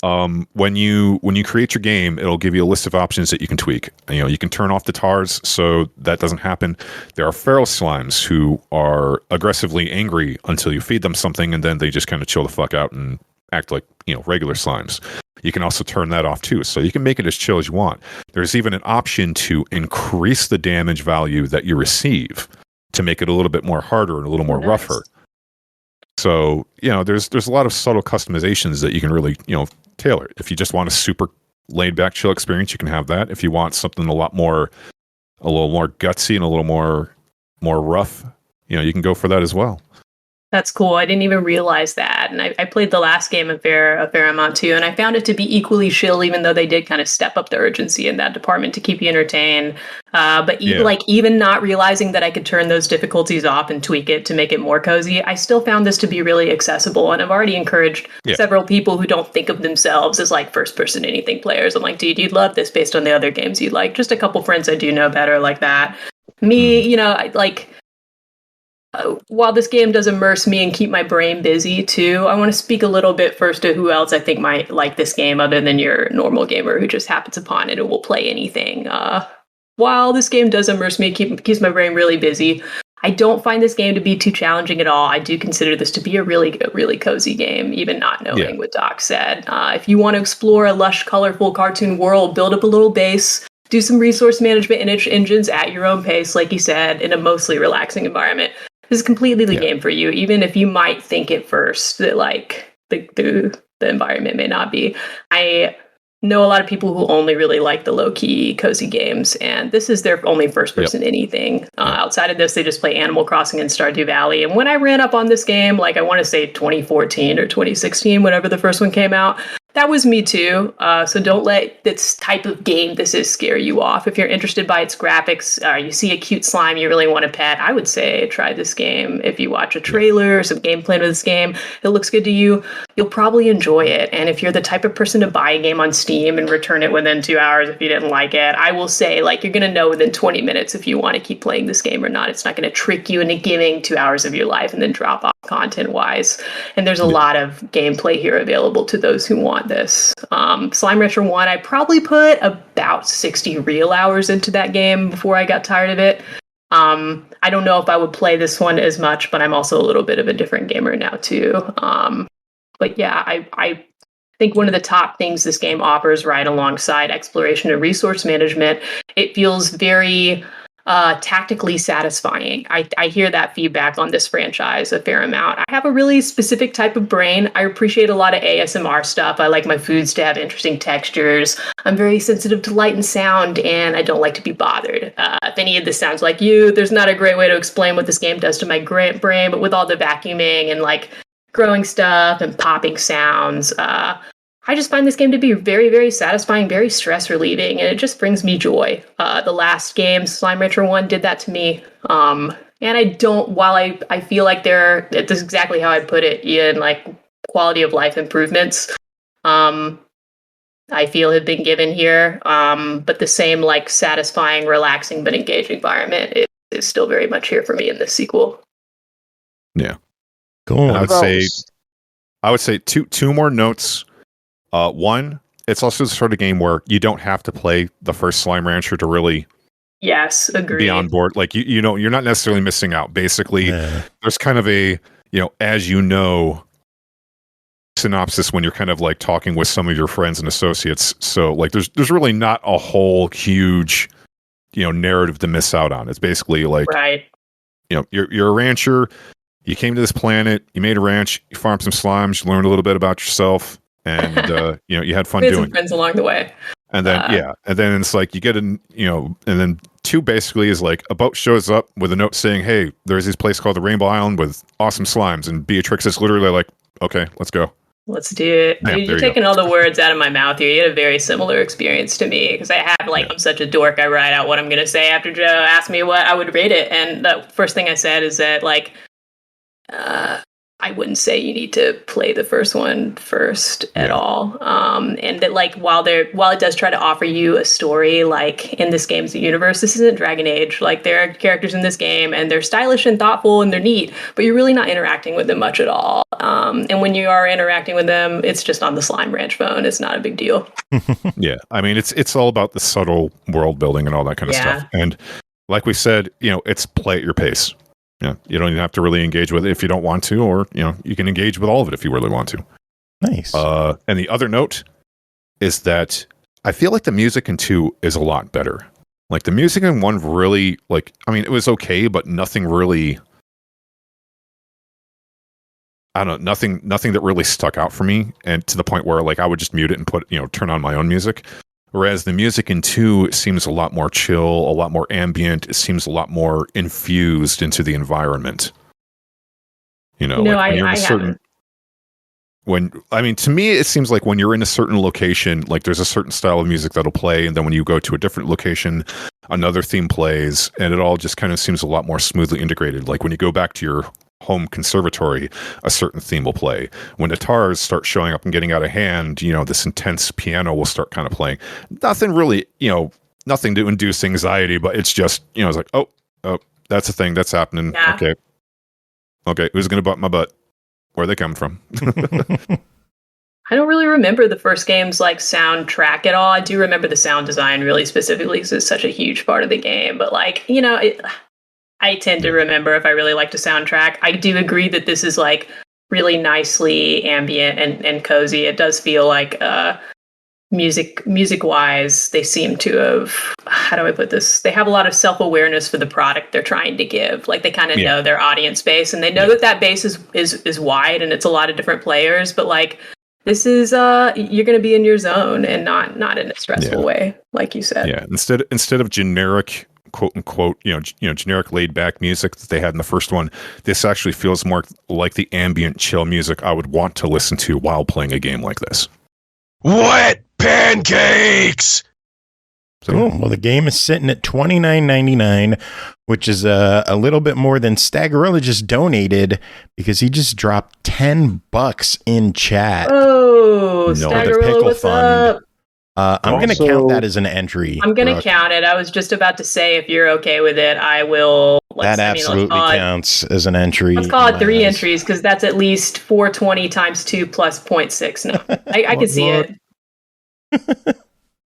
All right. It's a long story. Yeah, I wanted to mention before you guys stop that one, just let you know, this dialogue got me to actually boot up my freaking copy of the game because I have Plortable edition. Oh my god, cool. Plortable. That's amazing. It's poop. It's poop. You're farming slime poop. You're officially opening up a poop for cash outlet. Is that what the Portable is in Portable edition? I haven't. I'm not. You're making space bucks selling slime shit. Hey, it could be worse, buddy. Well, is it worth $30 of slime shit? Hell yeah. I would say so. I think this is a buy. Definitely. Cool. And it's still, if you're a fan of the first early one, access, so it could only, evolve and grow from here. So I don't know if the price is going to go up. It is possible it may go up.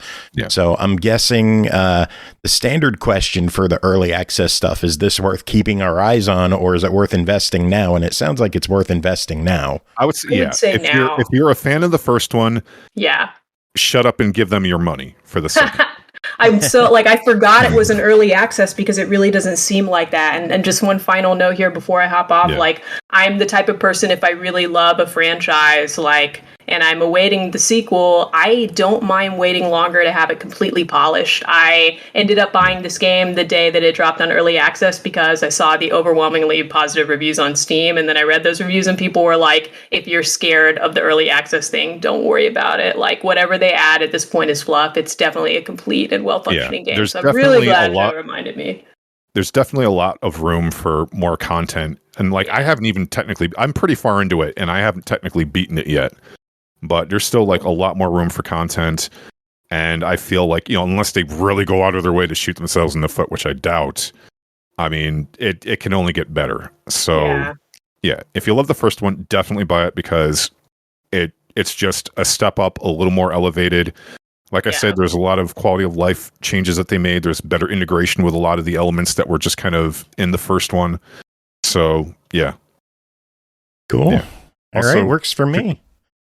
The chicken production rate is I was insane. watching it while you were playing. The chickens were like, they just fucked endlessly. I think. I did. Yeah, I mean, did something. And it's not. Yeah, and it's not like a gift horse and the mouse kind of thing because I know in the first game, I think what the issue was that I think the chicken is produced a little too slowly, and then in 2 they kind of overcorrected it a little bit because I remember I threw like maybe like 3 chickens in there, went out for like a literal hour of farming, and I came back and then it's just like wall to wall chickens, and it's like holy shit. Dude, I thought I was smart and I was like, why didn't I do this in the last game? And I was like, I'll just put a bunch of chickens in the cat slime corral just with them. And I didn't have very many cat slimes because I was trying some other shit, and the chickens reproduced within the slime corral so much that there were 2 layers of chickens and the cats were like on top. It was pretty cool, and they like could get down. I had to clean that up. It was kind of a mess. It was pretty cool though. Oh Lord. All right, well that is it for Slime Rancher 2, and that is it for you, Brooke. We will let you get going. You're going to join us briefly on the next episode as well, aren't you? That's right. I'll be at the beginning for our big raffle. Someone who donated either 69 cents or $4.20 in bits is going to get a free game from me. Drop them biddies. And, boy, oh boy. I don't know how you're going to pick it. I'm just going to give you the list of who donated and how many times, and you can work your magic. This way, I have nothing to do with it. I'm not picking anything. It is out of my hands. Like that.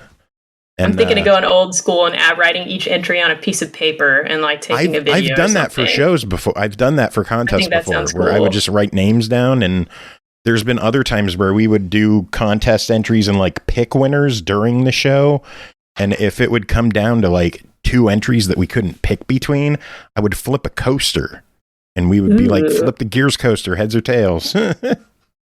That's cool. Yeah, that was something similar as my backup plan if I couldn't think of anything cooler. So look forward to that on Thursday, folks. We'll be back. And it was really nice working with you, Ian. I would do this again sometime. We seem to think very similarly about games, and I love all like a legendary team up in the making. Oh hell yeah! Coming to an SML podcast. Don't tell Aki. Don't tell Aki. All right, tell Aki. Tell her. Night, Pernell, Joe, and Ian. Night, See you later, buddy. Have a good night. Link those games. Oh yeah. Oh, I will. I'll do that right now. Thank you for reminding me. I said they were in the Discord. Oh, I don't go to Discord. I just work here. Well, you should use the Discord. Scrubs. Ian, Carnage, and I spent a lot of time working on that Discord. Yeah. Ian more than some of us, but that's because you're good people. Yeah. Anyway, next game, Despot's game, developed by Konfa Games, published by tinyBuild, released September 29th on Xbox One, Series X and S, and PC for $19.99. Also available as part of Xbox Game Pass. Let's play a game. I'll give you some puny humans, and you try to help them make it through my labyrinths. No, you won't be controlling them in battles. They'll fight automatically.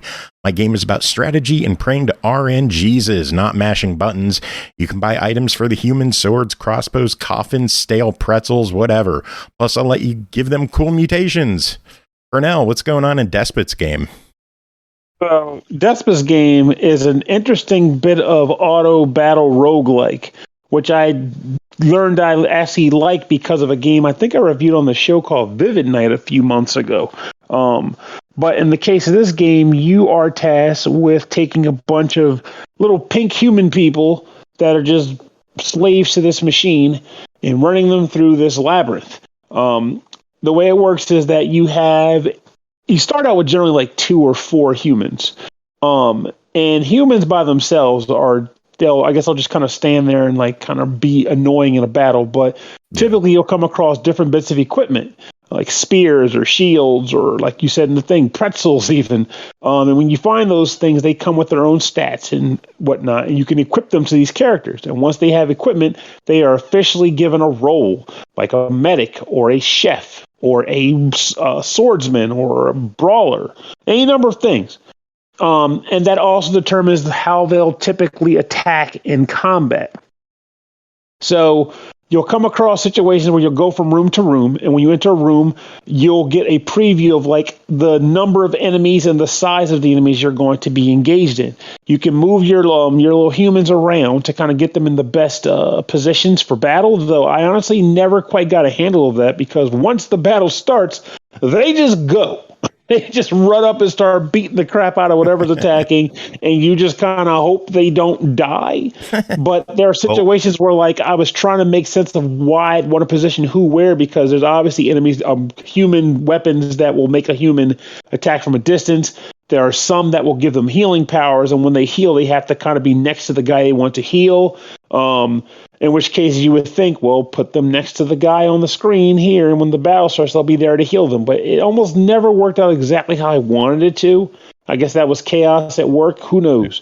But I mean, if I could interrupt for a quick second, I have played this game as well, and early on, like, placement doesn't really seem super important. But I remember I got to a point where sometimes there will be oddly specific enemies planted around the room, so sometimes you have to, like, or I wouldn't say have to, but try to cheat the placement of certain.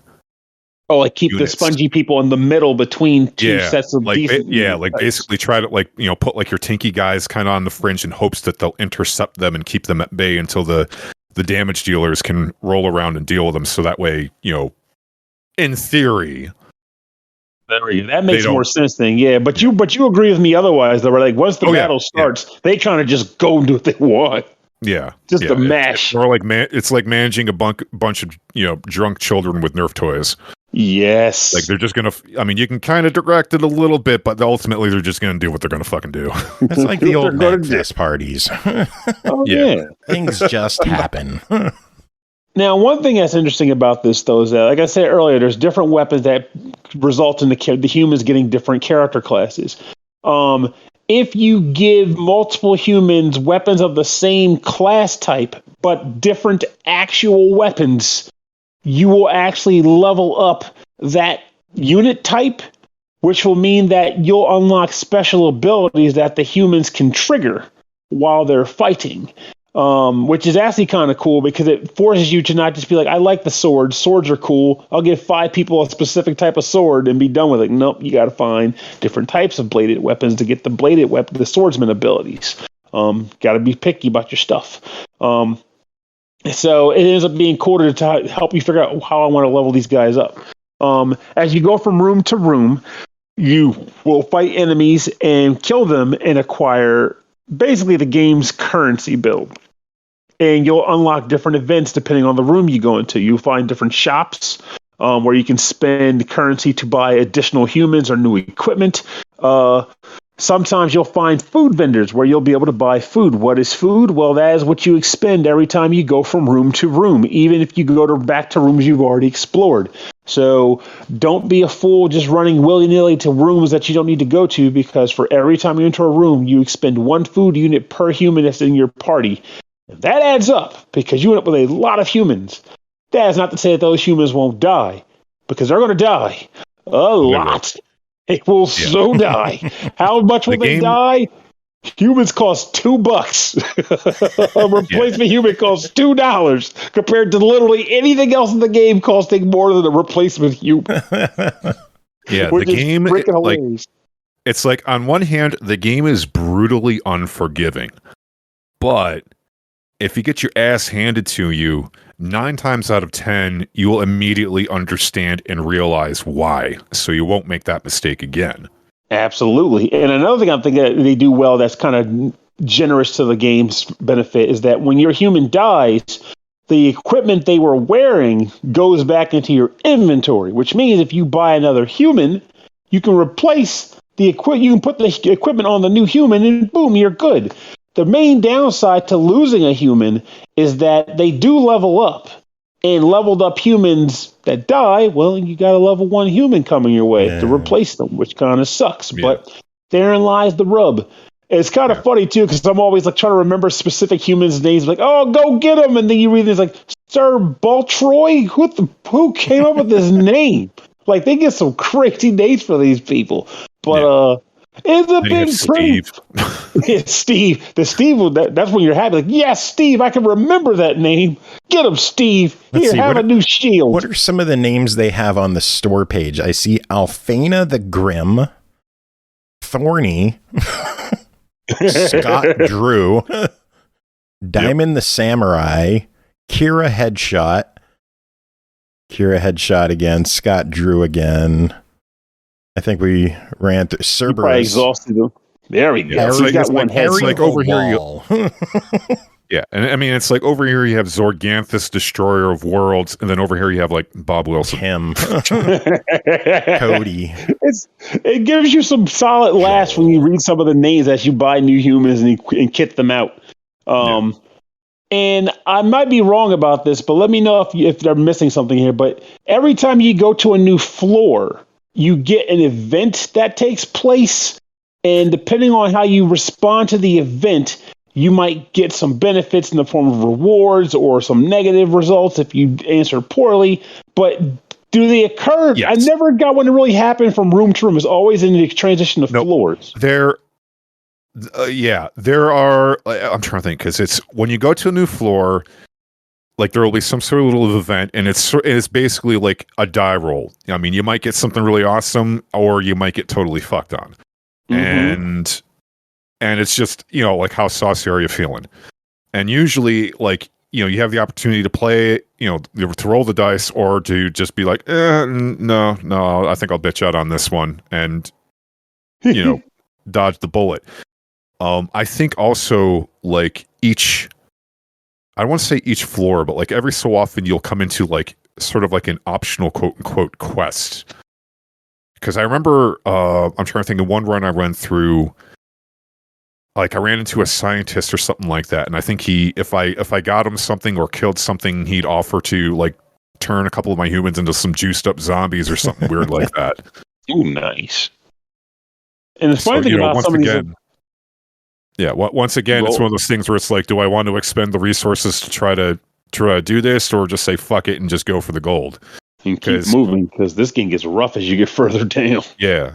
Well, I mean, and that's another thing. I mean, do you kind of want to do a floor exploration to try to get as much XP as possible before you hit the next floor? Because you don't know how hard the difficulty is going to spike until you get up there. And there were definitely a couple of times where, like, I thought my team was hot shit. I'd go up to that next section, and they get cornholed like nobody's business. I'm just like, and that happened to me. I was like, yeah, these guys are making some progress. Next one was like, phew. It's like, hold my beer. Everybody. And the interesting thing about this that I feel is different from a lot of these kinds of like roguelike games is usually, and I mean like anything from like Sharon the Wanderer to all kinds of stuff, like as you're moving through those games, even if the floors get more difficult, you generally can feel confident in the belief that your main character is getting juiced up. He's getting stronger and stronger, and the enemies are getting harder. So you're trying to outpace them. Yeah, you feel like you're riding the curve well enough that when you get to the next area, you feel like you're going to do confidently well. And if you don't, it's like, okay, well, maybe I should have done this or that, or maybe I should have focused on these mutations. But no. It's like you get up there and it's like, okay, well, you just got fucking stomped. And that's what's interesting too. Is like we should probably mention the mutations after this, because I didn't even think about that. But like in those games, like in the Sheeran games, stuff like that, like your main character's experience is just building as you go. But in this game, due to the fact that you're losing and replacing humans so frequently, you don't, it's hard to even feel confident in your actual humans being like, we've gone down 5 floors. These guys are all relatively stronger than when I started. No, it's like, I just bought that guy 2 rooms to get on the 5th floor. Fuck this guy. So how do you balance the tide? Mutations. But they're even hard to work with because in this game, the currency can be spent on both shops and on mutations, just depending on what you're toting.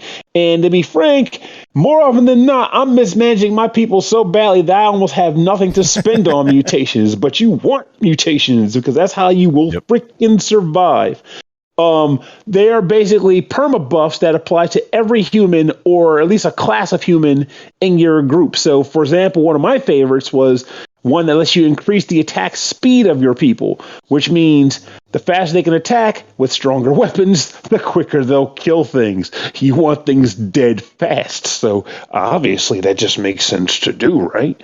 But you need to balance between shopping at stores, buying food, and mutating your humans, because if you fail at that, it's like I said before, your humans, you can't guarantee that they're leveling up and staying alive. So if you don't mutate, you're going to get fucked. It's that simple. Yeah. I mean, there's always some monster or some boss just around the corner, with the meme title, I'm about to end this motherfucker's career. Absolutely. Like, I got all these mutations, like I'm building it like this and that, and I got the attack speed, I got the self-regen, I got the healers in the back, and then all of a sudden there's that one new unit that you've never seen that just completely turns that on its head. So I feel hopefully you agree with me on this, but this game ended up being a fun one to me. Like I came away and appreciating it. It was fun to play. I like the humor in it. I do wish I could do more with controlling the guys in the battlefield, but at the end of the day, it is nice just to kind of kick them out and hope they just kick ass when they move on to play. And of course, just getting the right combination of guys so they can do their special abilities, which is the agency you're pretty much given for combat. It's like give them the right setup so they can actually beat people up. But I came away kind of appreciative of this game and happy with it. I didn't dislike it in the least. Well, it's $20. I mean, what do you think of it? No, wait. What were you saying? I was gonna say, like, this sort of game isn't necessarily in my wheelhouse, but like I can see how people would appreciate it. And I even went hit up some forums just to try to get some tips and tricks, because like when I first started playing it, I was absolute garbage because I didn't quite get the gist of how the loop was meant to be played. Mm-hmm. And the people that are into the game, they are fucking into it. All sorts of build recommendations and strats and theory crafting. This happened. I was the same way. That Jewel Knight game changed me, because there's something about that idea of knowing, if you've played a lot of RPGs in your life, you're like, okay, I typically select attack, and then occasionally do a special. I've been down this road before. I know what that's like. But when you have a game where they say you don't get to choose the attacks, they do it for you because that's what you're going to do anyway, right? So then you're stuck on, so what's left for me? And the answer is party creation and customization and management. Yeah. So then suddenly you're like, I got to find 5 mages. I need 5 mages. And it's one of those things where you kind of look at it and you're like, man, this is just way too RNG for my liking. But there's a lot, once you kind of get past the surface of, getting your ass handed to you and you really start getting into the nuts and bolts of it, there really is a lot that you can work with. It's very nuanced, and, it might seem super bullshitty, but a lot of the testimonies that I've seen about the game was like, man, I thought it was absolute garbage. And then all of a sudden it clicked. I figured it out, and I'm fucking loving every second of it. Mm-hmm. So Thimber is saying that it's good to have range characters with mutations. Yeah. Yes, because that attack speed plus the range, pew pew pew pew pew pew. Yes, fantastic. I love it. Will the dollars be going the same way out of your pocket in regards to this game? Will they be going pew pew pew pew, or will they be going no? Oh no, they'll go pew pew pew. But fortunately, it's a very decent price, so they'll only pew pew a few times. 20 pews. Yeah. And if you're worried, it's on Xbox Game Pass, so you could just fucking try it. Yeah, I mean, I would say that if this sounds like something that might interest you, definitely look into it, because I can definitely see how people would be put off by what apparently seems like a lot of RNG. And if you don't have the patience to kind of like figure out the loop and figure out the system and all that kind of stuff, I can see how people would easily get frustrated and brush it off. But for those who are really into that kind of meat and potatoes style of game, yeah, it's awesome. Cool. All right, next up is going to be an email review. We have someone new doing something for us. Priest Simulator, developed by Asmodev, published by Ultimate Games. It's released October 6th on Steam Early Access for $19.99. A mockumental action game. Go forth and rock in the absolute weirdest and most messed up simulator in the history of sandbox shooters. Fully unprofessional English language version. This dub will have you in stitches. Andy Sperry, check this one out. Also known as Sperry Berry Boy. First review, Ian, read it for us. What's going on with Priest Simulator? Yeah, courtesy of Andy Sperry Berry Boy Sperry. Let's see, Priest Simulator. Priest Simulator. Hey. Priest Simulator puts you into the shoes of one Orlok the Vampire, a rising social media star in Hell's version of the internet, the Infernet, who lives with his girlfriend, Vamela. I hope I'm saying that. Vamela? Also, maybe Vamela? Vamela? You know, that would probably make a lot more sense. Vamela. And their pet, Batoon, a hybrid raccoon bat creature. The game starts off in hell, but after a quick boss battle and a series of interesting events and cutscenes, Orlok's real journey begins. He finds himself as a powerless vampire, locked in a Polish church and blackmailed into doing tasks for the priest. By performing these tasks, Orlok hopes to regain his powers and get back home to his pet Batoon. As real priests do, obviously. Yes. Yeah. Clearly. Very accurate. Mm-hmm. The game provides an interesting storyline and gameplay to go with it. The main character, now a weakened vampire from hell, must don a cassock and raise the town's Christianity level. Doing so will give the priest enough power to give Orlok's powers back. Hopefully.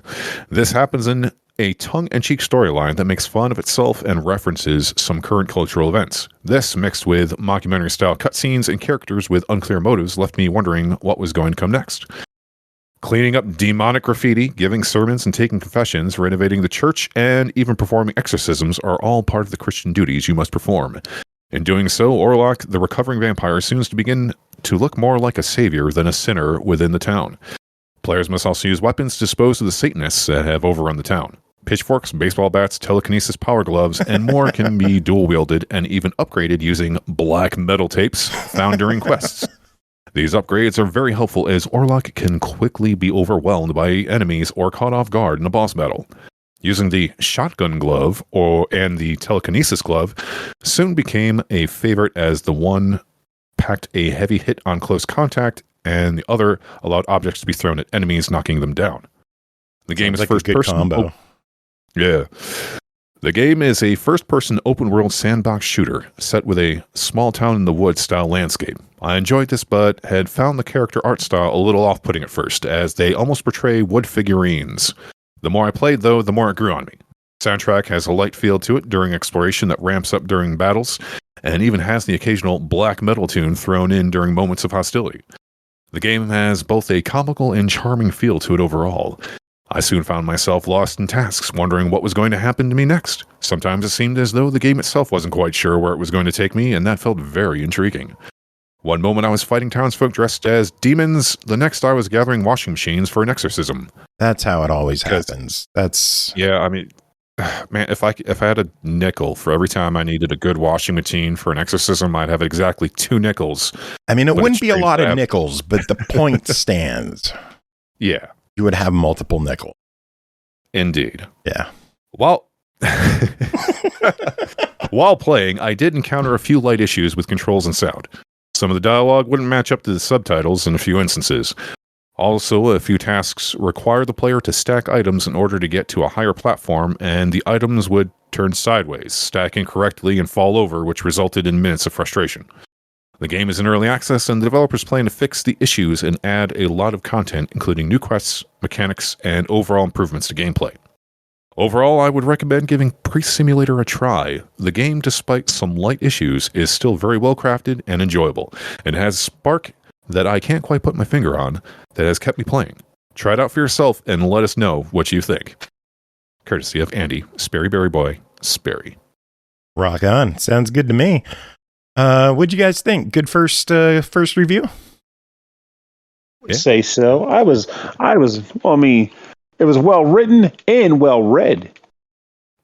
You're hired, Ian. I mean, I didn't fuck up. Reading is hard. And people give me shit when I stumble over words. Like, it's not that easy. Words are tough. There's like letters in there. Sometimes there's like commas. It's like, hold on, let me. It's weird. However, there's one meant to navigate these crazy complex things. Crazy words. Shit. Increase font size. Big thanks to Andy Sperry for sending that one in. I am sure we will hear more from him in the future. Thank you so much for doing that for us.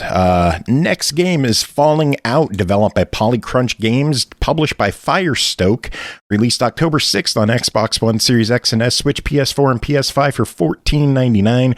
Take control of 2 accidental adventures as you explore ancient kingdoms, discover treasures, be careful of the traps, and bump into the equally lost shopkeeper Azar. Collect items to craft weird weapons and useful objects that will help you traverse the world in this unplanned escapade. Pernell, what is Falling Out? So Falling Out is a game besides our friendship. Oh, no, I'm kidding. I love tears. My tears won't stop crying. Yeah, what's the game? What the heck is Falling Out? Well, Falling Out. What isn't falling out? You know what I mean? Christ. 20 minutes later. So Falling Out is basically the boobs. Christ. And now that we've totally derailed your train of thought, tell us about Falling Out is I think it's a video game. I'm not sure anymore. You got to take this seriously, Pernell. We're trying to have a review here. Come on, man. Where's your sense of professionalism? God damn it. Falling Out work with your folks. Shit. All right. So this time, Falling Out is a game where you're essentially playing as 2 people, not one person, a husband and wife combo who are exploring ruins in hopes of re-stealing evil spirit that they accidentally awakened, and therefore saving the world and themselves from this individual's wrath. If you've ever played Spelunky, you have a good idea of how that general exploration of the world works. But if you haven't played Spelunky, think of it as basically you are these 2 characters running around a map where you start at the top and have to work your way to the bottom of the map to open a door to escape to the next area of the world you're in. Now, the thing about this that makes this a little more complicated than just get to the bottom is the fact that, one, again, you're controlling 2 people, which means they both have their own health bars. They have to each be manipulated in tandem. In some situations, you have to use them both to unlock doors and switches. Now, secondly from that is the fact that, well, sometimes you kind of need to unlock a door at the bottom using a key. Not every level has this requirement, but many do. So you can't just leave. You have to find the key and unlock it. And then lastly, you have to do this within a certain period of time, because after about 3 minutes or so, the temple starts to flood from the bottom up. And considering that you're trying to get to the bottom, well, you can probably understand why having the room flood could be a bad thing, because these guys don't have infinite oxygen. Now, when you're moving around, you control one character at a time. You can press a button to switch between them. If you are moving one character, you can do a few things, though, to kind of help the progress along. You can press one of the buttons to whistle for the other character, but the character that's coming after you from the whistle isn't the most intelligent as far as AI goes, so they can't, like, jump over from crevices or, like, pull themselves up ledges. So it's a very limited function there. You can also press another button to grab them and carry them along with you. And by doing that, it opens access to a few other things. One, you can kind of use them, you can catapult them upwards or across, or you can also kind of like lower a rope to pull them up if they're close enough to you after you drag them to like a ledge or something like that. This is surprisingly tough to manage for me. Because, one, I'm constantly stepping on traps while I'm trying to navigate these two fools to get around places. That you can generally leave a person in one place. I had a hard time doing that in cases. I always had trouble deciding when it was worth leaving them behind versus carrying them both together. But, I mean, that is an option for some players. They want to do that. And you might have to do that sometimes because while you're carrying the other person, you can't wall jump, whereas when you're alone, you can. Also, the two characters have some differences in how they function. For example, you might come across treasure chests sometimes in the levels where if you do, the wife is able to unlock the treasure chest by using a hairpin, whereas if the husband's there, he can't do it. Also, sometimes you'll come across objects that the husband can pick up that the wife cannot for whatever reason. It's not weight related. It's usually like, I ain't touching this crap. So they have their own distinct purposes too. It's not simply just a matter of their two boilerplate character types.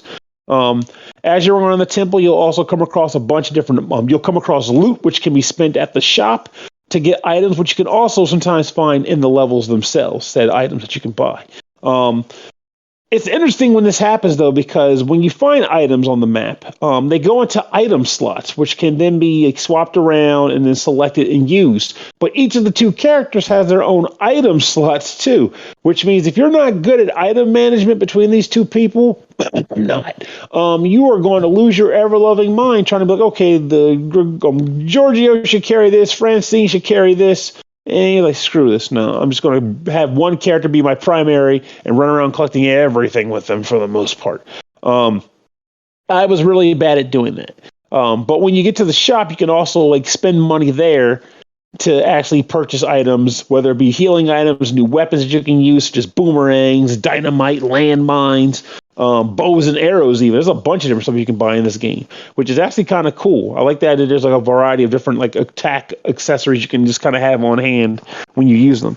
On the lower difficulties, in addition to that, if you feel as though you're not comfortable carrying your money around because you die every 2 stages like some people do, you can actually deposit your money into a bank at a 10% loss in order to just kind of keep your money stacking up until you eventually decide you want to buy something major like a healing potion or something like that. You can also come across blueprints, which you get by finding stone tablets on some of the levels and escorting it out the door and taking it back to the shopkeep, in which case he can then transfer to a blueprint, which allows you to craft items instead of buying them using materials. And the materials are actually easier to get while running through levels than it is to buy them because, again, the shop items get to become really expensive. So big ticket items, you're more inclined to build them than you are to buy them. The interesting thing about this game is that I do think the game is legitimately fun, but I think it will primarily shine in the 2-player version.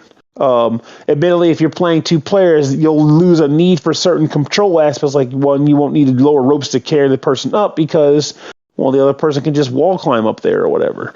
But at the same time, by having 2 people control individual characters, most of the issues that were beating the stuffing out of me won't be an issue for you. Not to say that a single person can't play this game. I mean, I've played single player games like this too, like Cookies and Cream and whatnot, and it becomes fun.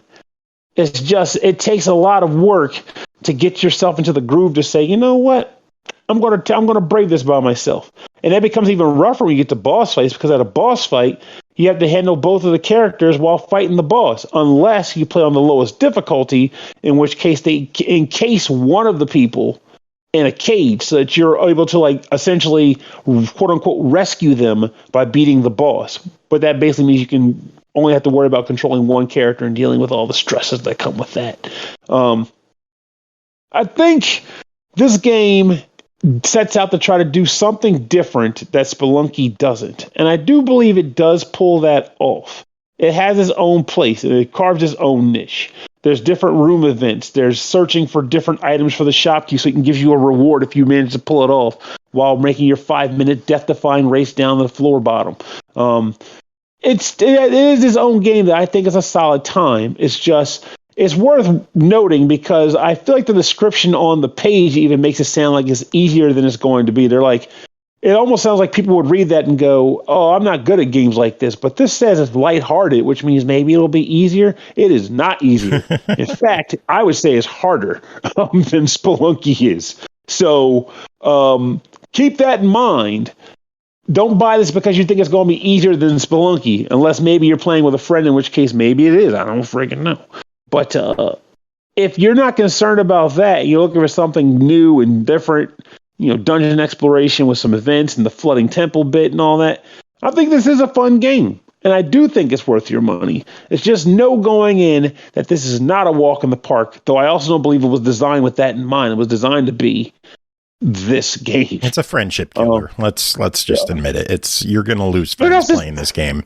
I feel like this game is actually meant to be a friendship builder. Like, you might screw up and hit a trap accidentally or something, but you're ultimately hoping to help each other get to the bottom. Like, if you play by yourself and control both of them, the only friendship you're going to ruin is your own two personalities in your own head duking it out against each other, because you're going to fucking hate yourself by the end of this game. I would know, because I've died way too many times and the game keeps track of that. Why do games keep track of your deaths? It just makes you feel worse about yourself. Our Acolyte says couples are going to have a falling out. We needed them earlier in this thing. He could have added to the 20-minute line. Could have had 30 minutes later. Well, let me ask you here: will $15 be falling out of your pocket for this game? I'd say it's a try it in this case, because it has elements that might not make it be like a bona fide recommend for everybody. But I do think it's fun under the stipulations that I mentioned in the review proper. So I'm going to give it a try it in that regard. Cool. All right, one last game to talk about with this group is Dropsy, developed by Tendershoot, published by Devolver Digital, released September 29th on the Switch for $9.99. After a deadly circus fire shatters his world and tarnishes his name, Dropsy the clown finds himself on a journey of self-discovery through a story that harnesses themes of love and unmerited kindness. With his father gravely ill and the world turning its back on the once celebrated clown, Dropsy will need to help those in need, hug total strangers, and unearth dark secrets on the winding road to redemption. Oh, and Dropsy can also talk to animals. Pernell, what is Dropsy?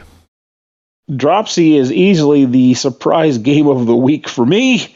I did not have a falling out with this game. I got my own in there. That's right. So Dropsy, in a world where everything's gone to shit seems like every friggin' day, Dropsy is the kind of game that I was happy to see fall in my lap. It wasn't at first. In fact, you probably remember being like, hey, probably want to review this against this looks creepy as shit. But then it was described as a point and click hug venture, which immediately made me go, this sounds like it's got a bit of heart coming out of it. I wonder if it measures up to the title. I'll try this.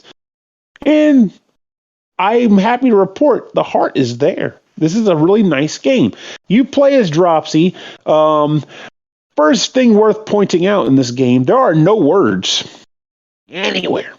Because apparently, and I read this on a forum when people were talking about the game, apparently Dropsy can't read.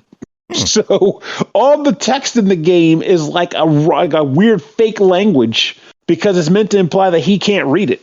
But for the most part, there's no words in communicating in this game. All the menus are images. All the communications between characters are in the form of imagery. But the idea is that you're walking around the world trying to make people happy. That's what he is doing. There's a story involved that plays out here and there as you make certain people happy. But for the most part, your goal is to make people around the world happy. There's a day and night cycle that changes as you play the game, which changes some of the people's actual behavioral patterns and will affect what you're trying to do. But what you'll be doing is walking around, finding different objects and items, which in turn may be used to alleviate someone's depression. Shit. Like, everything okay? Yeah. No, I almost knocked something off my desk. Sorry. That would have been dangerous. That would have made Dropsy very sad. But at the same time, it would have been great for his name. So, for example, you might see a girl sitting on a stoop. She's frowning. If you walk up to her, a little bubble will pop up where she's like, has a little person in the rain, which implies, I am sad. And then you'll see another thing that has like a bouquet of flowers. You're like, what the hell does that mean? Does she want flowers? Is she in love with someone? I don't friggin' know. But then as you're walking around, you might come across, I don't know, a rose, like a single rose. And you might think to yourself, I wonder if that girl on the stoop back in the city would like that. So you walk over, you give it to her, she smiles, and then you get the opportunity to give her a hug. And when you give her a hug, she's happy, you're happy, and you get the most adorable freaking mashup image of like Dropsy's arms flailing. I actually screen grabbed that on my Switch because I was like, this is so adorable. And you have a dog companion that walks around with you. He can become happy too if you find fire hydrants and have him piss on them. He also happy. That's his form of hugging, is pissing on things. It's amazing in that regard. But eventually, over time, you'll start solving certain puzzles, which will result in you making new animal friends. And when you make new animal friends, you can switch between them, and they are able to do their own things, like a bird that can fly and interact with objects that you can't reach, and a mouse that can go in crevices that you can't get into to interact with what's down in those. And you basically do this throughout the entire game. The music, while it is generally on loops, it's actually good music. I like the music in the game. I wish Dropsy walked a bit faster, and I kind of wish I didn't have to point and click just to make him walk from point to point, because it has that thing where it's like, okay, I'm going to click here. He walked over. Okay, now I'm going to click there so he can walk a little further over. It's like, look, man, this is on a console. Can I just push right? Is it too much to ask to push right? But, you deal with it. It's a point-and-click game. That's how point-and-click games have been designed. You get over it. But this game is good. Timber, I'm looking at the screenshot like, God damn, Dropsy looks scary as shit. Doesn't he? He looks really creepy. But again, like when everything's happening, like, for example, you might come across a kid, right? And you walk up to the kid, and the kid's sad, and you're like, I want to try to help the kid. And when you try to help him, the kid starts yelling at you, and then Dropsy makes this really sad expression. He bends his head like, you feel sad. It's like, Dropsy can't be sad. Fuck this. We're going to make this right. You ain't going to make Dropsy sad on my watch, damn it. Dropsy's awesome. But again, when I looked at all those initial screenshots, I said the same thing. That's a creepy fucking clown. Who the hell's going to have him at their birthday party? Not me. But he was adored for a reason, and that's because Dropsy gives the best hugs. That's a fact, Jack. But it's like I said, it's a strange thing in that this game hits me in just the right way. Like, there's something to be said. It's almost like that. Remember that old game called like Smooch'em or something, where you were just the male guy trying to kiss people? Tulip, yeah, like that kind of game where it's like, what's your whole premise? I want love. I'm gonna spread love in the world. That's the game. In the case of this game, it's like, I want to spread kindness and joy to everyone in this depressing ass world, because everybody is sad for some reason. You're the guy that's gonna fix them. In between scenes of really weird ass imagery, like a dream where a cloud eats you, because that makes sense. It's just a good game. It takes a little getting used to, because like I said, there's no text. Some of the clues you might look at some of the clues and go, what the hell do they freaking want? What is the point of this? And you kind of have to put the clues together just by virtue of like, okay, that image looks like that guy. This thing looks like the guy on that billboard, and the billboard is about his store. Maybe I need this to help him. And you're like, holy crap, I was right. But you got to put those things together, and that's the puzzle. I would almost say that if they flat out told you what they wanted, the game would go by quicker. But therein lies the rub. The challenge is deciphering the puzzle that they produce for you on this game. And I think it's good. It's a fun time, and I think Dropsy deserves a place on anybody's game collection, especially if they're having a bit of a bad day. Because again, watching that freaking woo-hoo-hoo image it feels nice. I don't know. I like it. I really liked it. I can't read it because they even have text underneath them. It's almost like it says like almost like it was like freaking in like Russian or something. Like, what the hell does that say? I can't read it, but it says something, and I hope it means I'm happy, because that's what I felt when I saw him get excited for hugging a person. Well, the game's $10. What's your verdict? Absolutely buy it. Dropsy is the shit. Cool. All right, that is it for you two. I am going to take a... No, I'm not going to take a... I'm just going to do an edit. What the fuck am I saying? I'm going to stop this. I'm going to paste in Chris's shit that we already recorded, and then that's going to be the end of the show, because it goes another half hour after this. Yeah, that's right. You guys went on for 2 hours, and we have another half hour of show to go. What do you think of that? That's amazing. That's what I think. Right there. That's Dropsy, baby. Dropsy. Yeah, I just looked at screen caps. Yeah, that dude is like nightmare fuel. Yeah. Yes, he is. And you should see the dream sequences. That's some nightmare fuel, too. I don't want to see the dream sequences. He looks like Pennywise's goofy cousin who didn't get the memo. He should be evil. Nickel dumb. Nickel dumb. Jesus Christ. All right. Either of you have any final words before we switch it over to Chris? I just said them.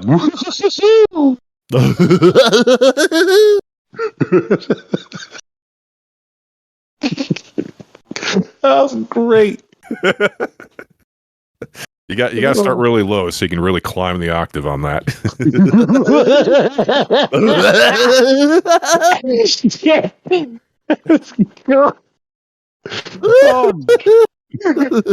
I love how Joe's like, I'm still recording all these Goddamn right I am. Oh my god! I hope the company likes that, because Dropsy deserves it. I love that game. It's a good game. All right, and finally tonight we are bringing in our good friend Chris Taylor. Chris, how are you doing? Hey, I'm doing good. I'm in outer space right now, doing this podcast in isolation because, I've got so much to do that I couldn't make the party cast. So apologies to my party friends. But well, that ruins the excuse I gave during the show that you were just doing a concert. Oh, yeah. Well, that's the thing is that, I concert in space. Yeah, exactly. Okay, all right. It's super high tops. We always record in space. But it is true. By the time you will have heard the party cast, I will be recording a virtual show for a convention that I don't quite remember the name of, so I'm not going to risk getting it wrong. I'll next week when I figure it out, we can splice it back in. That takes work. I won't do that. Yeah, I could just say the name of a bunch of cons here, and we can splice in the right one. I don't know. That requires work, and I'm just very, very lazy. Me too. So you played with Bit Brigade, haven't you? Yeah, we just did that yesterday. Yesterday to this recording. So over the last weekend. But yeah, the boys are back and touring around with their fantastic Castlevania and Mega Man 2 classic concerts and gameplay. Yeah, it was great. Brought a lot of people. It was really nice to see some folks out in Austin that that like the video game music, because Super High Tops has only been out once, and that was a very, very low-key thing. And then, Gimmick, this would be our first show since the last time we opened for Bit Brigade, which was almost 3 years ago. Oh, wow. So, yeah, it turns out there's a crazy disease out there that's keeping us from having fun. What? What? That's why we're having to, do a virtual show for VGM convention. Which, very Are you pre-recording it, or is there a convention going on a Tuesday?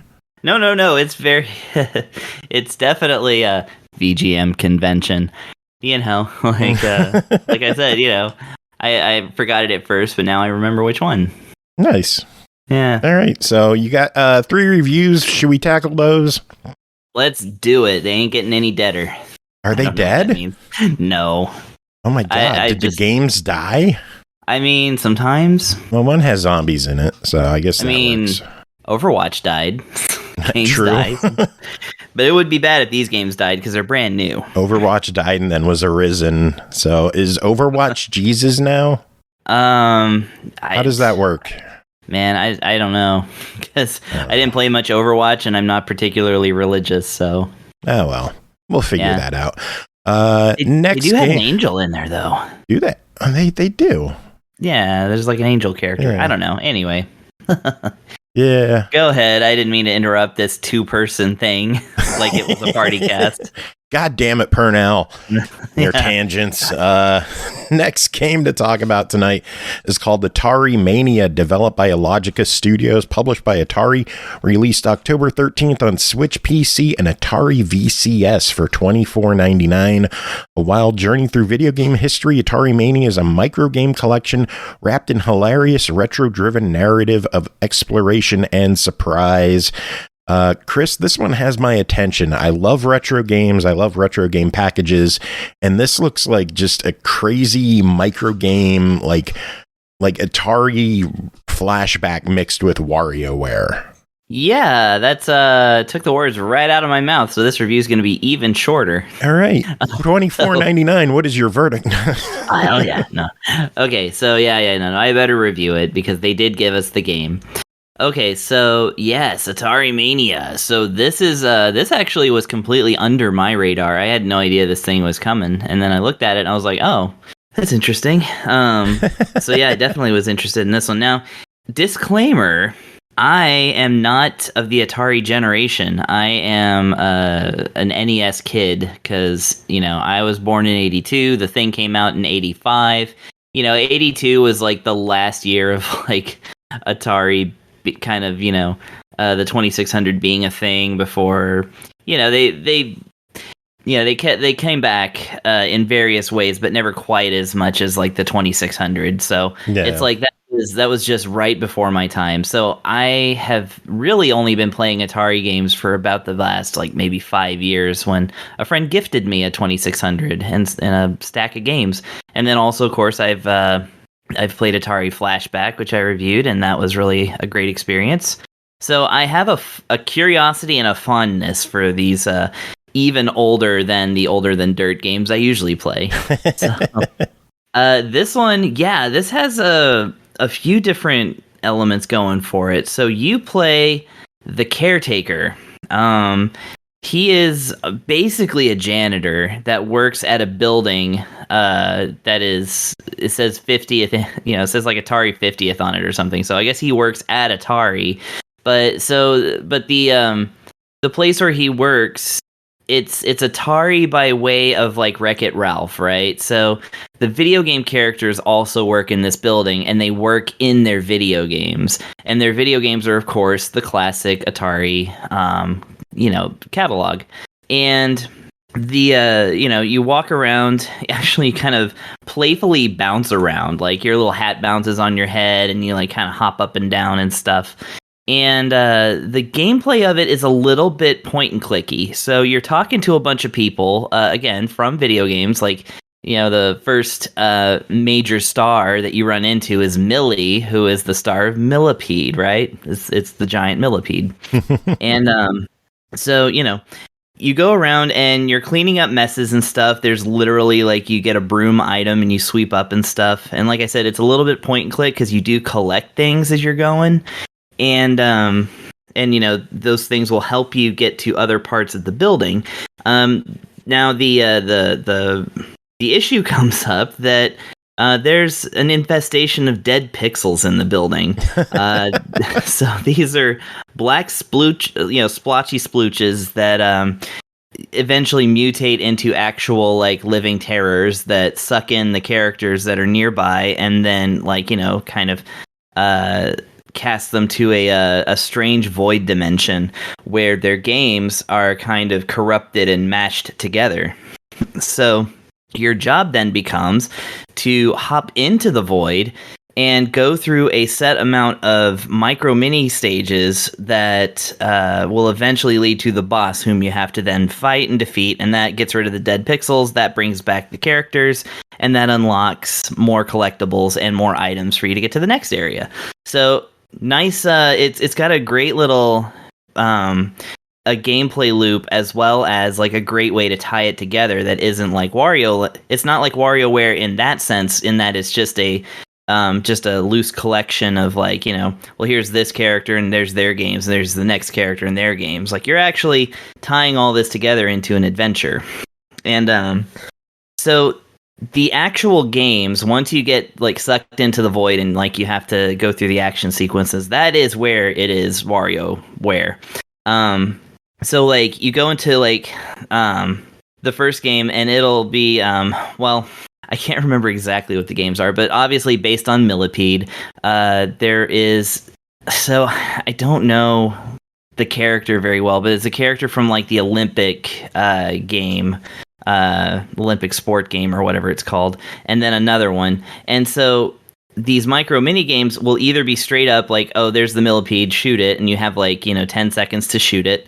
But then it'll be like, now you're the runner and you got to run like from back and forth in like this kind of Frogger area, dodge lasers or something like that.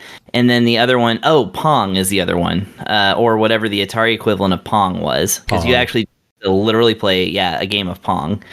And each time like one of the games come up, it utilizes all of the different elements of the three games and kind of mashes them together. Like eventually you are using the like Pong paddles to defend the Millipede against lasers that are coming at it, like things like that, and it just gets more and more insane until finally it's WarioWare rules. If you lose a stage, you lose a life, but you get to move on. But if you if you run out of all your lives, then you got to start the whole thing over. But yeah, eventually, if you get to the end of the amount of stages, then you get to the boss, which is a whole different level, but it's usually in its longer form, but it's tied into the theme. And the bosses are those big sploochy, monsters and such. And then you win, and like I said, you get to move on. Now, the other cool thing is that not to simply keep the gameplay loop within, the rescue missions. Every time you rescue a character and like a game, then it will unlock an arcade cabinet that is then in the room where you originally fought the thing, and then you can play an even longer, even more challenging version of what you just played. It's just that there's now no stakes. Yeah. And there's also like things like mice that are sometimes in the walls, and they'll challenge you to like a really short set of games. And your rewards for like all of this is that you unlock a collection of like the box art of these classic games and like actual scans of the manuals and things like that. So it's all about like collecting like Atari stuff like that you get to kind of awesome. Like everything you tell me about this game, I just want to play it more. It makes me like super bummed it's only on Switch right now. I hope it comes to PlayStation and Xbox in the future. But I might have to grab this on Switch. It sounds really, really awesome. I'm quite impressed with it. Yeah, it's quite nice. So yeah, it's sitting at $24.99. What are your thoughts on it? $24.99. Yeah, I mean, I don't quite have a grasp of how much content is in there, except to say that there are a lot of collectibles. There's over 150 wild micro games. Well, there you go. So you got the content, the presentation, excellent. I didn't even get into the music. The music is so good. How is it? It's kind of like. It's Atari type of sound fonts, but Atari 2600 games never really had a lot of soundtracks. Like Pitfall did, but there's like Pitfall and like a couple of others. But like it kind of takes the spirit of that and then kind of makes it funky. Nice. So yeah, I like the soundtrack a lot. Yeah, this is a buy it for me. It's a very well thought out, well presented, and obviously has a lot of heart. I mean, they made a Sword Quest joke like within the first few minutes of it, so I was like, this is great. Any negatives we should be aware of, or is this just a winner? I mean, it's like if you don't like playing Atari style games, like, okay, so the second loop of games includes Asteroids in it, and Asteroids is infuriating if you haven't played Asteroids, because it's one of those things where it's like you don't quite know how the stick controls the ship, because it's like you're actually turning it, and part of the stick like activates the thrusters, and like you gotta try and shoot like a meteor this way. Like, you know, there are artifacts of the old gameplay that might scare off some new players, but the game again is pretty merciful about that, and that's still within the spirit of the games.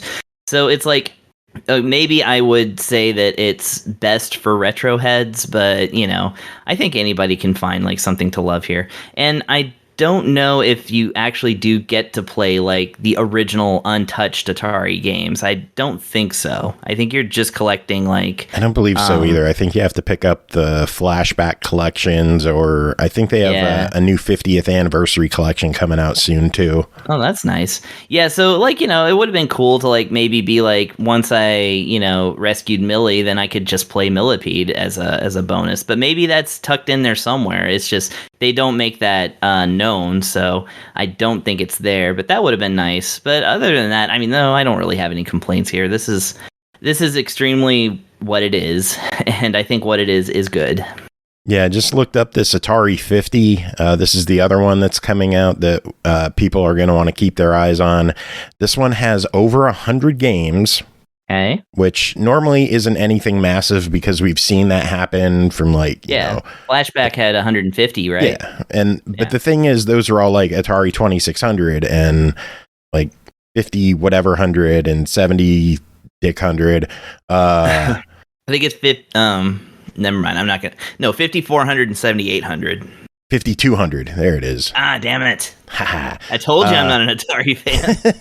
This new package includes titles from the Lynx and from the Jaguar as well. Sweet. So Does it have Ninja Golf? I'm begging. I have no clue. Get it for me so I can review it. It says they have over 100 games, so we'll see. And it's coming from Digital Eclipse, who do solid work with their retro compilations and stuff like that. So I'm looking forward to that one. But, yeah, they do great work. If it comes my way, I will definitely scour it for some Ninja Golf. Chances are it will come your way if we get it. So you are the retro guy. So keeping with the retro theme, next game is Dragon Prana, developed by EXE-CREATE, published by KEMCO, released October 7th on Xbox One, Series X and S, and Windows 10 for $14.99. An evil king that threatened the world in the past becomes free from his seal after 120 years. The descendants of the heroes who saved the world have to stand up to fight this new evil. However, will the world overcome the... Oh my god, I don't know that word. Suzerainty? Yeah, they use that word. I don't even know what it means. What the fuck does that word mean? It might be a real word. Let's see. Let's see, what's the word? I'm trying to find it. A position of control by a sovereign or state over another state that is inertially autonomous. Oh, well, there you go. So that's like... Fuck me, we're learning history shit tonight. So that's like the British monarchy over Canada, maybe? Maybe. Like, that's maybe how that is? I don't know. How will the world overcome this and the racial pride of humans, elves, and dwarves to face this threat? Chris, what's going on in Dragon Prana besides suzerainty? The world's name, which is Astrapsy. Astrapsy. We have no idea. So yeah, the Dragon Wears Prana is is the newest, and I had to do it. You know, I had to do it to him. This is the newest EXE-CREATE game that is done in a style that they rarely do. This is, in fact, I want to say the fourth game that I've gotten to play that features the pixelated, kind of more than 16-bit style, but still very pixelated. Like, think like the Game Boy Advance era of like Pokemon games and things like that. It's about like that. Fancier than Super Nintendo, not quite up to like sorry, the like 3DS type stuff, and like, you know, the stuff that KEMCO is more known for. But this is still an EXE-CREATE game, and it's got a lot of those features. We'll get into those in just a moment. So yeah, this is like I said, it's a game that follows the kind of world building and general ideas put out by the game's Dragon Sinker, Dragon Lapis, and Legends of Alvastia, Alvastia Chronicles is what it's called. God damn it. Anyways, but Alvastia Chronicles is kind of an outlier. That's the one where you get to put together like the huge groups of like characters all kind of stuffed into like the battle screen, and like you can hire like palm trees and like a filing desk, like a filing cabinet as like heroes. This is not that game. This is actually very closely aligned with like Dragon Sinker and Dragon Lapis. So the storyline involves like, the different races being very racial towards each other. That's, it kind of Lord of the Rings style in that sense. You got the humans, you got the elves, you got the dwarves. They all kind of slot into their respective kind of tropes, fantasy tropes. And of course, they're all kind of going against the demons, who are being led by a dragon king who is being brought back from an ancient seal, etc. It's RPG stuff. So yeah, you play as Albert, who is the EXE-CREATE. The rules of like EXE-CREATE KEMCO games is that always a male protagonist. So Albert is a male protagonist. Always the second character is female and possibly a love interest. So we've got Rufina, which is Rufina. She works for the local castle, and she basically comes to fetch Albert to like after he does really well in a tournament and like kind of draws attention to himself by the arrogant prince, who might turn out to be like some kind of bad person. But anyway, and then there's the plot happens, and then Albert and Rufina end up teaming up, and with the elvish, princess, I guess, Vanessa, and the brother of the king of dwarves named Randolph, and they get into dungeons and comical mishaps, and perhaps even discover the power of friendship and defeating dragons and stuff. So yeah. The actual gameplay is pretty close to like what you'd normally see in a KEMCO EXE-CREATE game. So it's very much, your classic Final Fantasy style. Enemies on the left, your people on the right. You got regular attacks, skills. You do have like different formation like kind of skills that can happen. The other thing is that this game does have a loose job system. I believe it's up to 9 jobs that you can assign to each one of the characters, so you can actually customize the characters whichever way. Even though Rufina clearly is wearing a wizard hat, you can have her kick some butt if you want. And, Albert's got the hero's helmet, along with Randolph, actually. Very helmety game. Checking the store page, and there's actually more than 20 classes. Oh, okay, that's right. I think, I was thinking of something else. It's like... But yeah. Maybe they start off with just a few, and then they open up as you go through the game. They start off with 4, which is just like Final Fantasy 3 and 5, which are the games that kind of introduce the class system to the world. So yeah, that's why I didn't unlock more than just the 4 so far. So that's why I was hazy on that.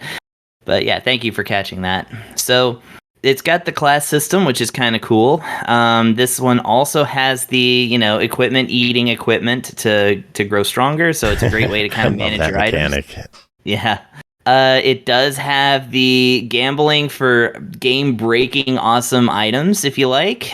You can collect all kinds of things. Like you can collect jewels to like either straight up purchase stuff, which shocking to me that a lot of these games will have like in each town they'll have like a warehouse, right?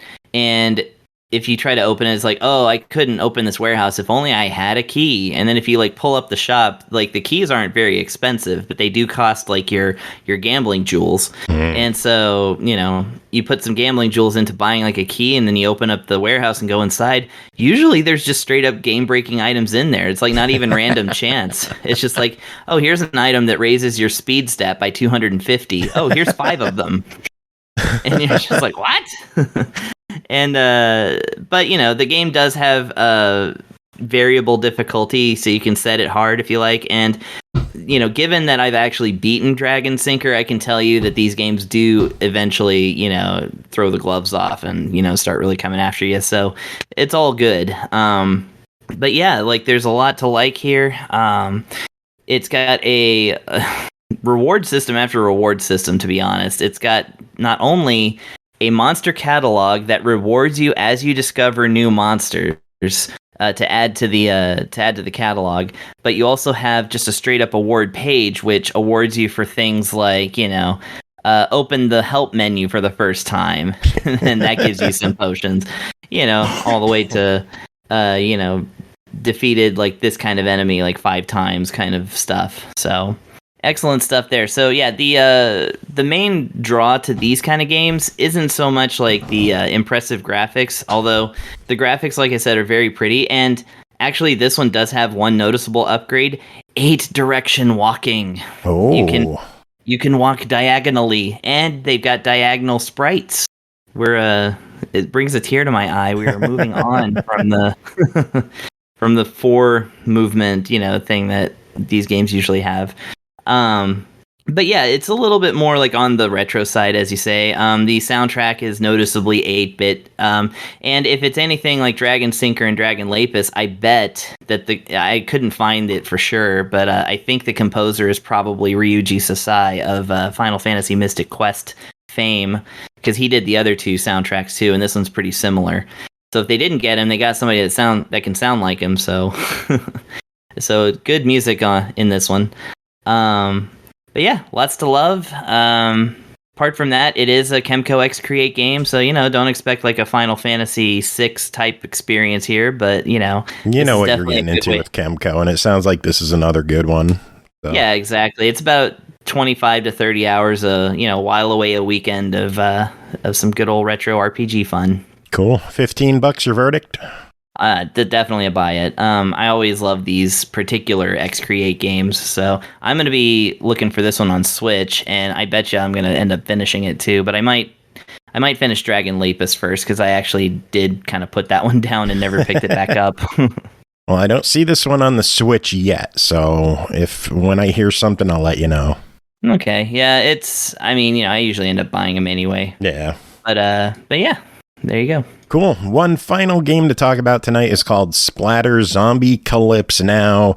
Developed by Dreamworlds, published by Untold Tales, released October 7th on the Switch for $7.99. Splatter is an action-packed top-down shooter set in a tantalizing film noir aesthetic. Engage in challenging battle against zombies and all manner of monsters, while gory splatter effects and destructible environments engulf your senses. Fight your way through an apocalyptic city in single-player story mode, and test your skills in the survival mode. Chris, what is going on in Splatter?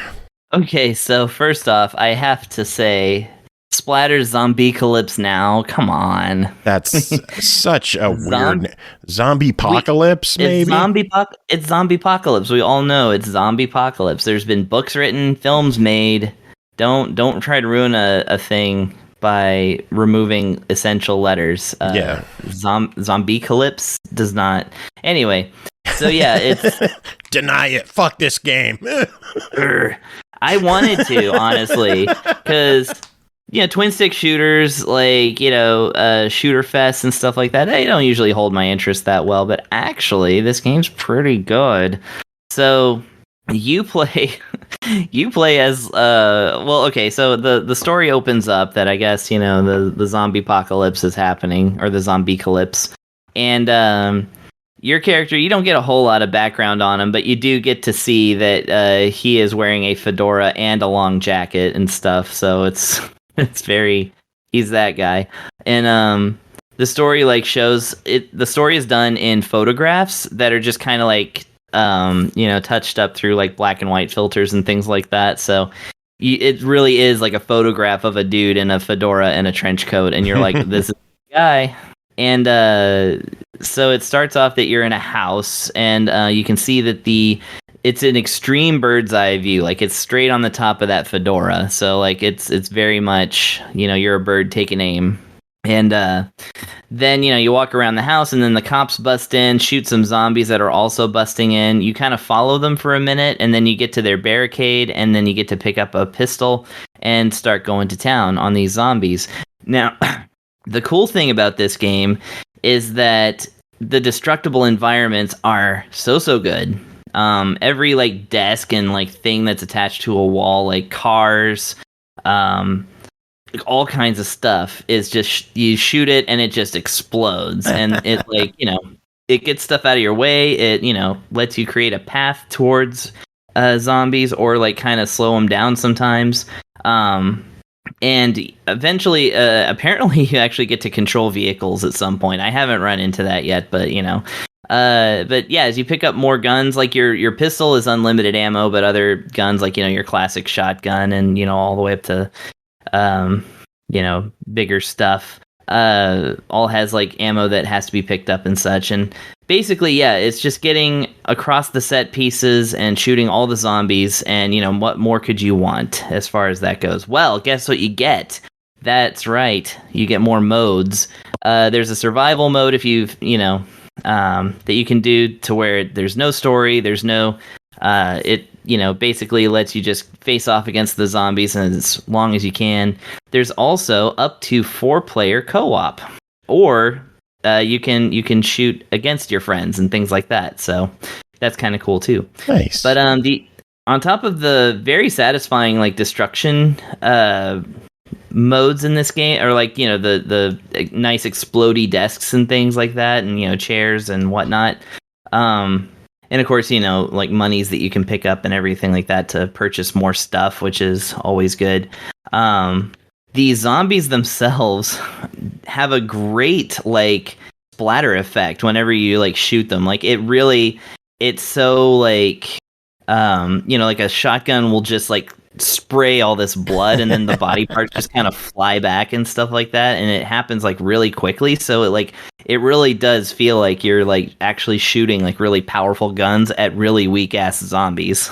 So it's got a really satisfying like thing to that. Of course the graphics have some like weirdness to them, like the rain effect is kind of weird, because it even though it's like an extreme down view, it kind of looks like the rain is hitting the lens, and that's kind of weird. But yeah, how does that work?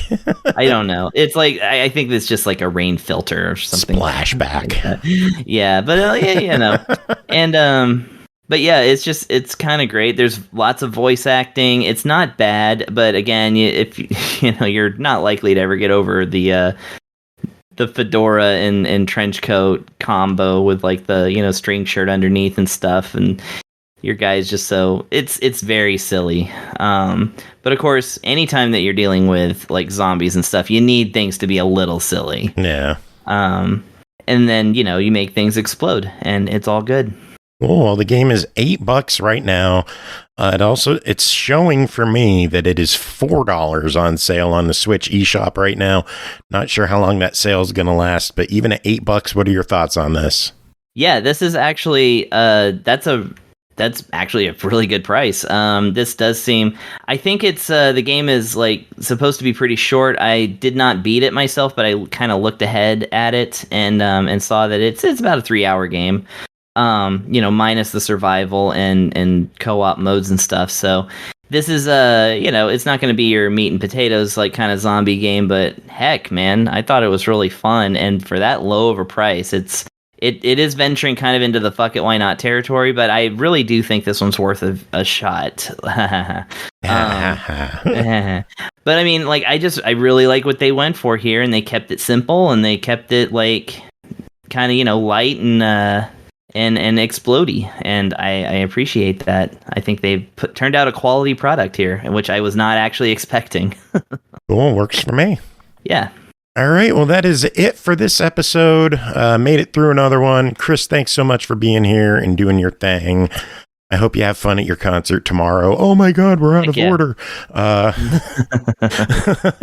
Music, Bit Brigade? Yeah, let's do it.